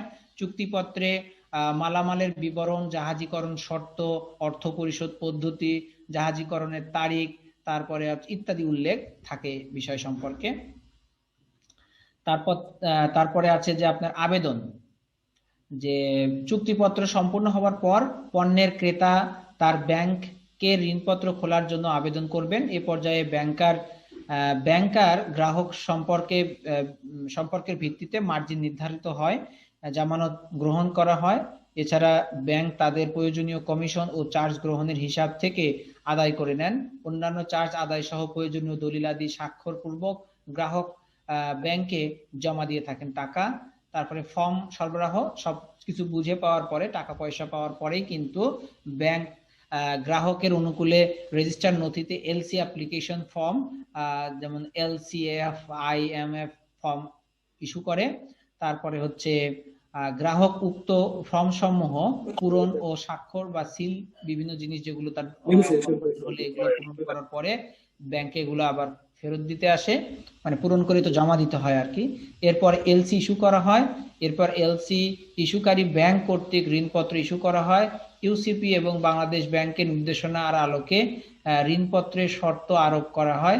ইস্যুকারী ব্যাংক সাধারণত সুইফট যোগে এই এলসি তাদের বিদেশি প্রতিনিধি ব্যাংকের নিকট প্রেরণ করেন। বিদেশি এই ব্যাংকে অ্যাডভার্টাইজিং ব্যাংক হিসাবে বলা হয়। তারপরে হচ্ছে এলসি অ্যাডভাইজার থাকতে পারে, যে ইস্যুকারী ব্যাংক থেকে গৃহীত ঋণপত্র অ্যাডভাইজিং ব্যাংক রপ্তানিকারক অ্যাডভাইস করে বা যেটা রপ্তানিকারক বলে দিবে সেই ব্যাংককে আর কি দিয়ে দিবে। এর বিনিময়ে তাদের অ্যাডভাইজিং চার্জ আদায় করে থাকে। অ্যাডভাইজিং ব্যাংক ঋণপত্রের কোনো শর্ত বা অর্থ পরিশোধ বিষয়ে দায়িত্ব নেয় না, তবে এলসি অ্যাডভাইজারের মাধ্যমে রপ্তানিকারককে এটি নিশ্চিত করা হয় যে ঋণপত্রটি উক্ত ইস্যুকারী ব্যাংক হতেই প্রেরণ করা হয়েছে এবং এটি কোনো জাল ঋণপত্র নয়। মানে আপনার যেই ব্যাংকে আপনি টাকা পাঠাতে বলেছেন তারা বলবে যে এটি কি না, আপনার জাল না, এটা অ্যাকুরেট আছে। তারা এগুলো বিভিন্ন তথ্য উপাত্ত নিয়ে আপনাকে এটা নিশ্চিত করবে। তারপর ডকুমেন্ট প্রস্তুত। পণ্য জাহাজীকরণের সম্পূর্ণ করতে আপনার রপ্তানিকারক নিজে কিছু ডকুমেন্ট তৈরি করবে। আপনারা জানেন এগুলো সম্পর্কে অত না বলি, আপনি জানেন যে জাহাজী দলিল নিতে হবে, শুল্ক পরিশোধ করতে হবে, তারপরে বিভিন্ন যে প্যাকিং লিস্ট করতে হবে ইত্যাদি ইত্যাদি। আপনার রপ্তানিকারক আপনার আমদানিকারক পণ্য খালাস করার জন্য যেই ডকুমেন্টস গুলো তার দরকার হবে সেই সমস্ত ডকুমেন্টস গুলো আপনি প্রস্তুত করে ব্যাংকে জমা দিবেন। আর আপনার এই ব্যাংক অ্যাডভাইজিং ব্যাংক ওই যে ক্রেতার যে ব্যাংক ইস্যুইং ব্যাংক ওই ব্যাংকটাতে এগুলা পাঠিয়ে দিবে। তো এখানে দেখেন সেগুলোই বলা হয়েছে জাহাজীকরণের যে বিভিন্ন প্যাকিং ট্যাকিং হাবিজাবি এগুলোর কথা বলা হচ্ছে। এই কাজগুলো করা হবে, এগুলো দলিলপত্র আপনি কালেক্ট করবেন। এগুলো কিন্তু আমরা জানি, এগুলো বলেছি, এই জন্য এখানে আর বেশি ডিসকাস করতে চাচ্ছি না। তারপরে মূল্য আদায়। নমিনেটেড ব্যাংক রপ্তানিকারককে বিল মূল্য অগ্রিম পরিশোধের পর ঋণপত্রের শর্তানুযায়ী রিম্বার্সমেন্ট ব্যাংকের নিকট পুনর্ভরণ দাবি করবে।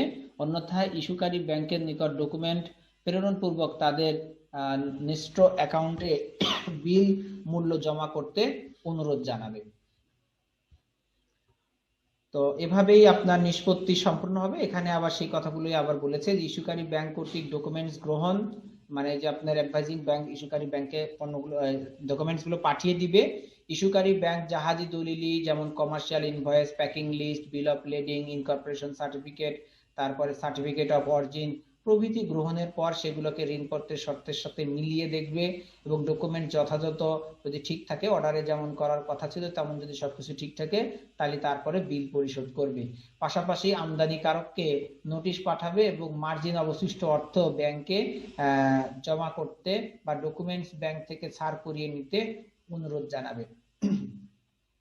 আমদানিকারক দেখা যায় যদি কিছু টাকা বাকি থাকে তাহলে অবশিষ্ট টাকা ব্যাংকে বলবে পরিশোধ করার জন্য এবং ওই দলিলপত্রগুলো ছাড়িয়ে নিতে। যখন উনি ব্যাংকের সমস্ত টাকা পরিশোধ করে দিবেন তখন কি করবে, ব্যাংক ওই ডকুমেন্টস গুলো আমদানিকারককে দিবে।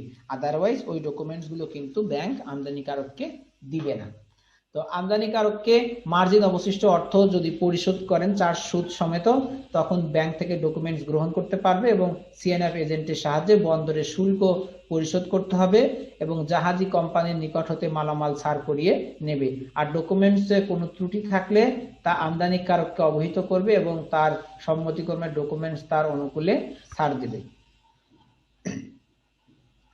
এখন এই হচ্ছে আপনার একটা এলসির বিস্তারিত প্রক্রিয়া।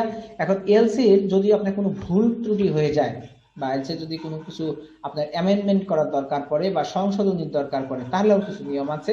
তো ঋণপত্র খোলার পর প্রায়শই গ্রাহক গণ ঋণপত্রের সংশোধনী আনয়নের জন্য আবেদন করে থাকেন। সাধারণত নিম্নোক্ত বিষয়ে গ্রাহকগণ সংশোধনী চেয়ে আবেদন করতে পারেন বা থাকেন।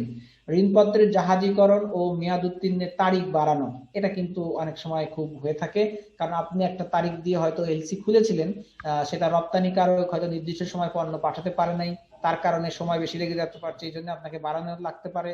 অথবা জাহাজের বন্দরে এসে হয়তো সময় লেগেছে, সেটা লোড হতে কোনো প্রবলেম হয়েছে বা আনলোড হতে কোনো প্রবলেম হয়েছে। তো তখন এরকম যদি হয়ে থাকে বা কোনো দুর্যোগের মধ্যে পড়ে কিছুদিন হয়তো কোথাও থাকতে হয়েছে বা জাহাজ নষ্ট হয়ে গেলে সেখানে তো মেরামত করার কারণে হয়তো পণ্য আপনার আসতে দেরি হচ্ছে, তো বিভিন্ন কারণে যদি আপনার দেখা যায় জাহাজ ঠিক সময় আসতে পারছে না, তখন তো আপনাকে কি করতে হবে, এই মেয়াদ বাড়ানো লাগতে পারে। ঋণপত্রের মূল্য কমানো বা বাড়ানো, এমন যদি হয় দেখা যেতে পারে যে আপনি বেশি টাকার যে দামে পণ্য আনতে চেয়েছিলেন তার থেকে বেশি দাম হয়ে গেছে হঠাৎ করে, বা তার থেকে বেশি দাম খরচ পড়ে যাচ্ছে আপনার কোনো কারণে, যেটা হয়তো আগের হিসাবে আপনার ভুল হয়েছিল ধরা। তো এই যে যদি ভুল হয়ে থাকে তাহলে এটা আপনার তখন এলসির ভ্যালুটা কমাতে হবে। অথবা যদি দেখা যায় যে আপনার কোনো কারণে হয়তো খরচ ধরা বাদ পড়ে গেছে, এখন খরচ বেশি হয়ে যাচ্ছে, তাহলে এলসির ভ্যালু বাড়ানো লাগতে পারে, তো তার জন্য আপনি ব্যাংকে আবেদন করতে পারেন। তারপরে সরবরাহকারী পরিবর্তন, এমনটাও কিন্তু ঘটতে পারে, যা আপনি হয়তো এক সরবরাহকারীর কাছ থেকে পণ্যটা আনার জন্য এলসি খুলেছিলেন, কিন্তু দেখা যাচ্ছে ওই সরবরাহকারীর পরবর্তীতে দিতে পারছে না, বা ওনার কোনো সমস্যা হয়েছে, নিজে ইচ্ছাকৃতভাবে উনি ক্যান্সেল করেছেন। অথবা আপনি আমদানিকারক, আপনি হয়তো বা তার থেকে কোনো কম দামে আরো একজন সরবরাহকারী পেয়ে গেছেন, তো সেই ক্ষেত্রে কি করতে পারেন, আপনি কিন্তু ওই যে ক্যান্সেলেবল যদি হয় এলসি হয়, সেক্ষেত্রে কিন্তু সহজেই সেটা পরিবর্তন করতে পারেন, ওনার কাছ থেকে ক্যান্সেল করে আরেকজনের কাছে দিয়ে দিতে পারলেন। অথবা শুধুমাত্র কোম্পানি পরিবর্তন করে দিতে পারেন, যে সাপ্লায়ার পরিবর্তন হয়ে গেল, রপ্তানিকারক যিনি ছিলেন তার কাছ থেকে না নিয়ে অন্য রপ্তানিকারকের কাছ থেকে আপনি পণ্যটা আনবেন। মালামালের বিবরণীর পরিবর্তন, এখানে কম বেশি হতে পারে, যে আপনি যতগুলো প্রোগ্রাম ইনভয়েস নিয়েছিলেন পরবর্তীতে মনে করেছেন যে না আপনার এত লাগবে না, আপনি কমায় নেবেন, তাহলে সেগুলো কমাতে পারেন। যদি মনে করেন না আপনার আরো বাড়ায় নিতে হবে, তাহলে আপনি আরো বাড়ায় নিতে পারেন, তাহলে এগুলোও কিন্তু পরিবর্তন আপনি করতে পারেন। ঋণপত্রে কোনো নতুন শর্ত আরোপ করতে পারেন বা কোনো শর্ত শিথিলও করতে পারেন। ঋণপত্রের কোনো শর্ত বাদ দেওয়ার কথা যখন বলছে, যে বাদও আপনি ইচ্ছা করলে দিতে পারেন। কারণ আপনি এলসি খুলে যখন আপনার রপ্তানিকারকের কাছে পাঠাবেন, তখন আপনার রপ্তানিকারক ওই এলসি পরিটরে দেখে ভাবলো যে না এটা তো ইয়ে হয়ে গেছে, রিক্যান্সেলেবল ক্যান্সেলেবল এলসি, তাহলে আমি কি ওই ক্যান্সেলেবল এলসি তে পণ্য পাঠাবো না, তাহলে আমাকে নন ক্যান্সেলেবল এলসি করে দিতে হবে। তখন কিন্তু আপনাকে ব্যাংকে বলে আবার ওই নন ক্যান্সেলেবল এলসি আপনাকে করতে হবে। তো তারপরে আরো হতে পারে যে মালামালের বিবরণী পরিবর্তন আমরা বলেছি, নতুন শর্ত আরোপের কথা বলেছি, তারপরে ঋণপত্রের কোনো শর্ত বাদ দেওয়ার কথা বলেছি, পরিবহনের ধরন পরিবর্তন, এটাও হতে পারে যে আপনি হয়তো বিমানে আনতে চেয়েছিলেন এলসি খোলার সময়, পরবর্তীতে ভেবেছেন না বিমানে অনেক খরচ বেশি হয়ে যাচ্ছে, আপনি বিমানে না এনে জাহাজে নিতে চান। আবার কোনো একটা জাহাজ নির্দিষ্ট করে দিয়েছিলেন আগে, সেই জাহাজের নাম পরিবর্তন করে হয়তো অন্য জাহাজে আনতে চান, ঠিক আছে, অন্য দেশের আরেকটা জাহাজ হয়ে আনা যায়। তো বিভিন্ন ভাবে সরাসরি আনা, অন্য দেশ হয়ে ভায়া নিয়ে আসা জাহাজ, বিভিন্ন রকম ইয়ে আছে, তো যে কোনো ভাবে আপনি নিতে পারেন। যদি পরিবর্তন হয় তাহলে সেটা পরিবর্তন করা যাবে। তারপরে মালামাল যাত্রার স্থান অথবা আগমনের স্থান পরিবর্তন করতে পারেন। আপনার হয়তো প্রথমে এলসি খুলেছিলেন যে হয়তো খুলনা বন্দর দিয়ে যাবে, পরবর্তীতে সেটা করেছেন না খুলনা বন্দর দিয়ে না, এটা চট্টগ্রাম বন্দর দিয়ে যাবে, তাই না? আবার হতে পারে যে আপনি চিন্তা করেছিলেন যে ঢাকা এয়ারপোর্ট দিয়ে যাবে, তারপর এটা পরিবর্তন করে মনে করেছেন না ঢাকা এয়ারপোর্ট না চট্টগ্রাম এয়ারপোর্ট দিয়ে দেবো। তাহলে এই যে আপনি যেখান থেকে পাঠাবেন আগমনের স্থানও চেঞ্জ করা যেতে পারে।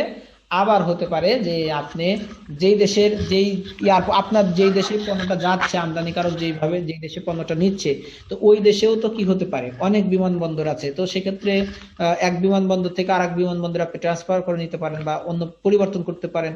অথবা আপনি যদি ইয়ে নেন বন্দর দিয়ে নেন, তাহলে সেক্ষেত্রে ওই দেশেও হয়তো একাধিক বন্দর থাকতে পারে, তো এক বন্দর দিয়ে আনার কথা ছিল, কোনো প্রবলেম হয়েছে বা কোনো আপনি কোনো একটা সুবিধা মনে করেছেন যে সেই জায়গার নাম চেঞ্জ করে অন্য বন্দর দিয়ে আপনি নিতে চান, তাহলে সেটাও আপনি পারবেন।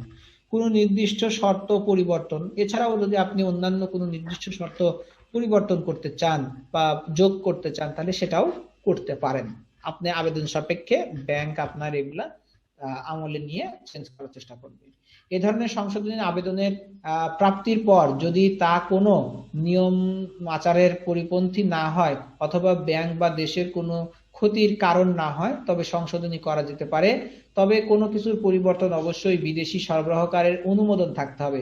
মানে যে আপনি আমদানিকারক হিসাবে এলসির কোনো তথ্য যদি পরিবর্তন করতে আসেন, তাহলে সেক্ষেত্রে আপনার যিনি রপ্তানিকারক আছে তার অনুমতি থাকতে হবে, তার অনুমতি না থাকলে এগুলো অনেক সময় করা যায় না, অন্যথায় সে উক্ত সংশোধনী গ্রহণ নাও করতে পারে। হ্যাঁ, এই জন্য আপনি তার অনুমতি নিয়েই সংশোধনীটা করা উচিত। সংশোধনী আনয়ন করা হলে গ্রাহকের নিকট থেকে ব্যাংকের নিয়মানুযায়ী কমিশন ও অন্যান্য চার্জ আদায় করে নিবে। মানে আপনি যদি শর্ত কিছু পরিবর্তন করতে চান তাহলে নিশ্চয়ই সেক্ষেত্রে কিছু চার্জ প্রযোজ্য হবে, সেগুলো আপনাকে কিন্তু ব্যাংকে পরিশোধ করতে হবে। গ্রাহক ঋণপত্র বাতিলের আবেদন করলে বিদেশি সরবরাহকারী এবং বিদেশি ব্যাংকের অনুমোদন সাপেক্ষে করতে হবে। একতরফা ভাবে ঋণপত্র বাতিল মানে এলসি বাতিল যদি আপনি করতে চান বা সংশোধন করতে চান তাহলে কিন্তু সেটা করা হবে না। তারপরে আছে যে পেমেন্টের ধরন অনুযায়ী এলসি সমূহ, ওই যে বিভিন্ন পেমেন্ট আছে যে দেখা মাত্রই ডকুমেন্ট জমা দেওয়া মাত্রই প্রদান করতে হবে, কোনোটা আছে আপনি কিছুদিন পরেও পরিশোধ করার সময় পাবেন, কোনোটা আছে যে আপনার রপ্তানিকারক যদি একটা নমিনি দিয়ে দেয় তাহলে সেও যা তুলতে পারবে, তাকেও দেওয়া যেতে পারে। সে যদি আবার পার্সিয়াল কারোর সঙ্গে শেয়ার করতে চায় সেগুলোও করা যায়। এরকম বিভিন্ন ধরনের দেখেন এখানে কথা বলা হয়েছে যে যেসব ঋণপত্রের বিপরীতে বেনিফিশিয়ারি কর্তৃক সমস্ত শর্তাদি পরিপালন পূর্বক যথাযথভাবে ডকুমেন্টস উপস্থাপিত বা কমপ্লেইন প্রেজেন্টেশনের হওয়া মাত্র বিল মূল্য পরিশোধ করা হয় তাকে অ্যাভেলেবল বাই সাইট এলসি বলা হয়। সচরাচর নমিনেটেড ব্যাংক বা নেগোসিয়েটেড ব্যাংকের নিকট কনফার্মিং ডকুমেন্টস বা পরিচালিত ডকুমেন্টস দৃশ্যমান হওয়া মাত্র রিম্বার্সিং ব্যাংকের সাথে পরিচালিত ইস্যুইং ব্যাংক এর হিসাব ডেবিট করতে বা বিল মূল্য পরিশোধ করা এই শর্তটির প্রধান বৈশিষ্ট্য। এরকম বিভিন্ন যে পেমেন্টের ধরন থাকে যে এলসিতে উল্লেখ থাকবে সেই অনুযায়ী আপনাকে এটা পরিশোধ করতে হবে। যেমন যে কোনো ব্যাংক দেখেন বলেছিলাম আমরা ডিফার্ড ক্রেডিট পাওয়া যায়, যে হ্যাঁ যে কিছুদিন পরে পরিশোধ করার যে সুযোগ পাওয়া যায়, সেক্ষেত্রে বলা হচ্ছে যেসব এলসি বিপরীতে বেনিফিশিয়ারিকে নির্দিষ্ট সময়ের পর বিল মূল্য পরিশোধ করা হবে শর্ত আরোপিত থাকে তাকে অ্যাভেলেবল বাই ডিফার্ড পেমেন্ট বলা হয়। উদাহরণস্বরূপ বলা যায় যে এলসিতে যদি শর্ত থাকে যে ডকুমেন্টস উপস্থাপনের 90 দিন পর অথবা বিল অফ লেডিং এর তারিখ থেকে অর্থাৎ মালামাল জাহাজীকরণের তারিখ থেকে 180 দিন পর বিল মূল্য পরিশোধ করা হবে, এটি একটি ডিফার্ড পেমেন্ট এলসি। তবে শর্ত থাকে যে ডকুমেন্ট উপস্থাপনা অবশ্যই পরিপালন কৃত বা কমপ্লাইং প্রেজেন্টেশন হতে হবে। মানে এই যে ডিফার্ড ক্রেডিট সিস্টেম এলসিতে যেটা থাকে এটা হচ্ছে যে আপনি ওই আপনার রপ্তানিকারক জাহাজে পণ্য মাল যে তারিখ থেকে দিয়ে দিবে তার থেকে 180 দিন পরে বিল পরিশোধ করবেন, এই মর্মে আগেই এলসিতে উল্লেখ থাকে। মানে আপনি আগেই আপনার যে রপ্তানিকারক তার সঙ্গে কিন্তু কথা বলে এগুলো আগেই ক্লিয়ার করে রাখে, তারপরেই এই এলসিটা খোলা হয়। উনি আগেই রাজি থাকেন যে হ্যাঁ পণ্য পাঠানোর পর থেকে 180 দিন পরে বিল নেবেন, অথবা এমন থাকতে পারে যে 90 দিন পরে বিল নেবেন, যে আপনি ডকুমেন্টস গুলো তাকে পাঠানোর পরে 90 দিন পরে মানে 3 মাস পরে আপনার বিলটা দিয়ে দিবে। তো এরকম পেমেন্টের ধরনও কিন্তু কোনো এলসিতে থাকে। তারপরে যে আরো আছে যে বিশেষ উল্লেখ্য যে ডিফার্ড পেমেন্ট এলসিতে বেনিফিশিয়ারি কর্তৃক কোনো ড্রাফট প্রস্তুতের প্রয়োজন হয় না, অ্যাভেলেবল বাই দ্য অ্যাকসেপ্টেন্স। এই ধরনের শর্ত সম্বলিত এলসির বিপরীতে বেনিফিশিয়ারি নেগোসিয়েটেড ব্যাংক বা নমিনেটেড ব্যাংকের উপর ড্রকৃত ড্রাফট আনসেন্স তৈরি করে থাকে। এলসিতে উল্লেখিত শর্তানুযায়ী ভবিষ্যতে কোন তারিখে বিল পরিশোধের জন্য অ্যাকসেপ্টেন্স প্রদান করা হয়, এক্ষেত্রে নমিনেটেড ব্যাংক সরবরাহকারীকে অ্যাকসেপ্টেন্স প্রদান করে থাকে বলে তাকে অ্যাকসেপ্টিং ব্যাংক ও বলা হয়। ইউজেন্স ড্রাফটগুলো সাধারণত 30, 60, 90, 120 বা 180 দিন মেয়াদি হয়ে থাকে। আমাদের দেশে বিটিবি এলসি এর বিপরীতে এটির ব্যবহার হয়ে থাকে। মানে বাংলাদেশে ওই যে ক্রেডিট সিস্টেম একটা আছে বিটিবি এলসি, বাংলাদেশে এই ধরনের এলসির নাম হচ্ছে বিটিবি এলসি। তো এই বিটিবি এলসি যদি আপনি করেন তাহলে কিন্তু আপনিও বিদেশ থেকে যদি কারো কাছ থেকে এরকম শর্ত আরোপ দিয়ে পণ্য কিনতে চান তাহলে কিন্তু সেটা কিনা যেতে পারে। তারপরে ব্যাক টু ব্যাক এলসি সম্পর্কে এখানে আছে আমাদের দুইটা আছে স্লাইড আছে, আমি এটা শেষ করে একটু বিরতি নিতে চাই।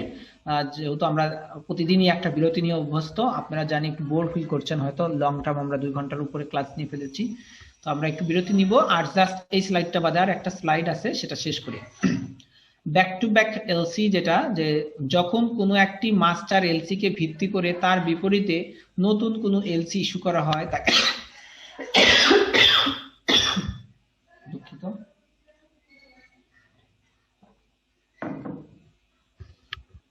তাকে ব্যাক টু ব্যাক এলসি বলে। আমাদের দেশে রপ্তানিমুখী তৈরি পোশাক শিল্পে বিদেশ থেকে প্রাপ্ত মাস্টার এলসি বা এক্সপোর্ট এলসি বা মাস্টার এলসি কে সিকিউরিটি বাবদ ব্যাংকে জমা বা লিয়েন রেখে এই এলসির বিপরীতে তৈরি পোশাক শিল্পের লক্ষ্যে কাঁচামাল র মেটেরিয়ালস আমদানির জন্য একাধিক নতুন এলসি খোলা হয়।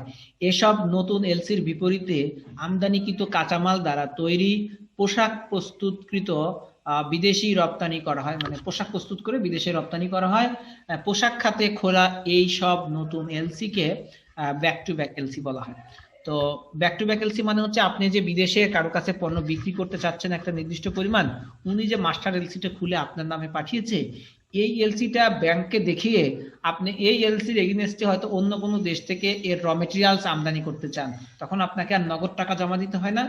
ওই এলসিটাই ব্যাংকে জমা রেখে বা বন্ধক রেখে কি করতে পারেন, ওই এলসির এগেইনস্টে আপনি আরো একাধিক দেশ থেকে এই র মেটেরিয়ালস গুলো আনার জন্য এলসি খুলতে পারেন। তো সেক্ষেত্রে আমাদের বাংলাদেশি ব্যাংক আপনাকে নতুন এলসি করার পারমিশন দিবে এবং গ্যারান্টি হিসেবে ওই মাস্টার এলসিটাকে রাখবে। তাই এই এলসিটাকে বলা হয় ব্যাক টু ব্যাক এলসি, মানে একটা এলসি করার জন্য আর একটা এলসি কে সিকিউরিটি দেওয়া, মানে যে আপনি বাংলাদেশের একজন রপ্তানিকারক, হয়তো কাপড় আনার জন্য আপনি হয়তো ইংল্যান্ডেরই কোনো আর একটা কোম্পানির কাছ থেকে কটন আনবেন, তাই না? কটন এনে বাংলাদেশে তৈরি করে আবার ইংল্যান্ডেরই কোনো কোম্পানির কাছে বিক্রি করবেন, বা অন্য কোনো দেশের কাছেও বিক্রি করতে পারেন। তাহলে অন্য কোনো দেশের এলসিটার এগেইনস্টে আপনি যে আর একটা দেশ থেকে কটন আনছেন, সেই দেশে যে হচ্ছে আপনার কটন সরবরাহ করবে, তার এগেইনস্টে যে আনার জন্য যে এলসিটা খুললেন, এটাকে আমরা বলি ব্যাক টু ব্যাক এলসি।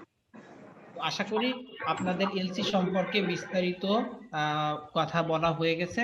তো এখানে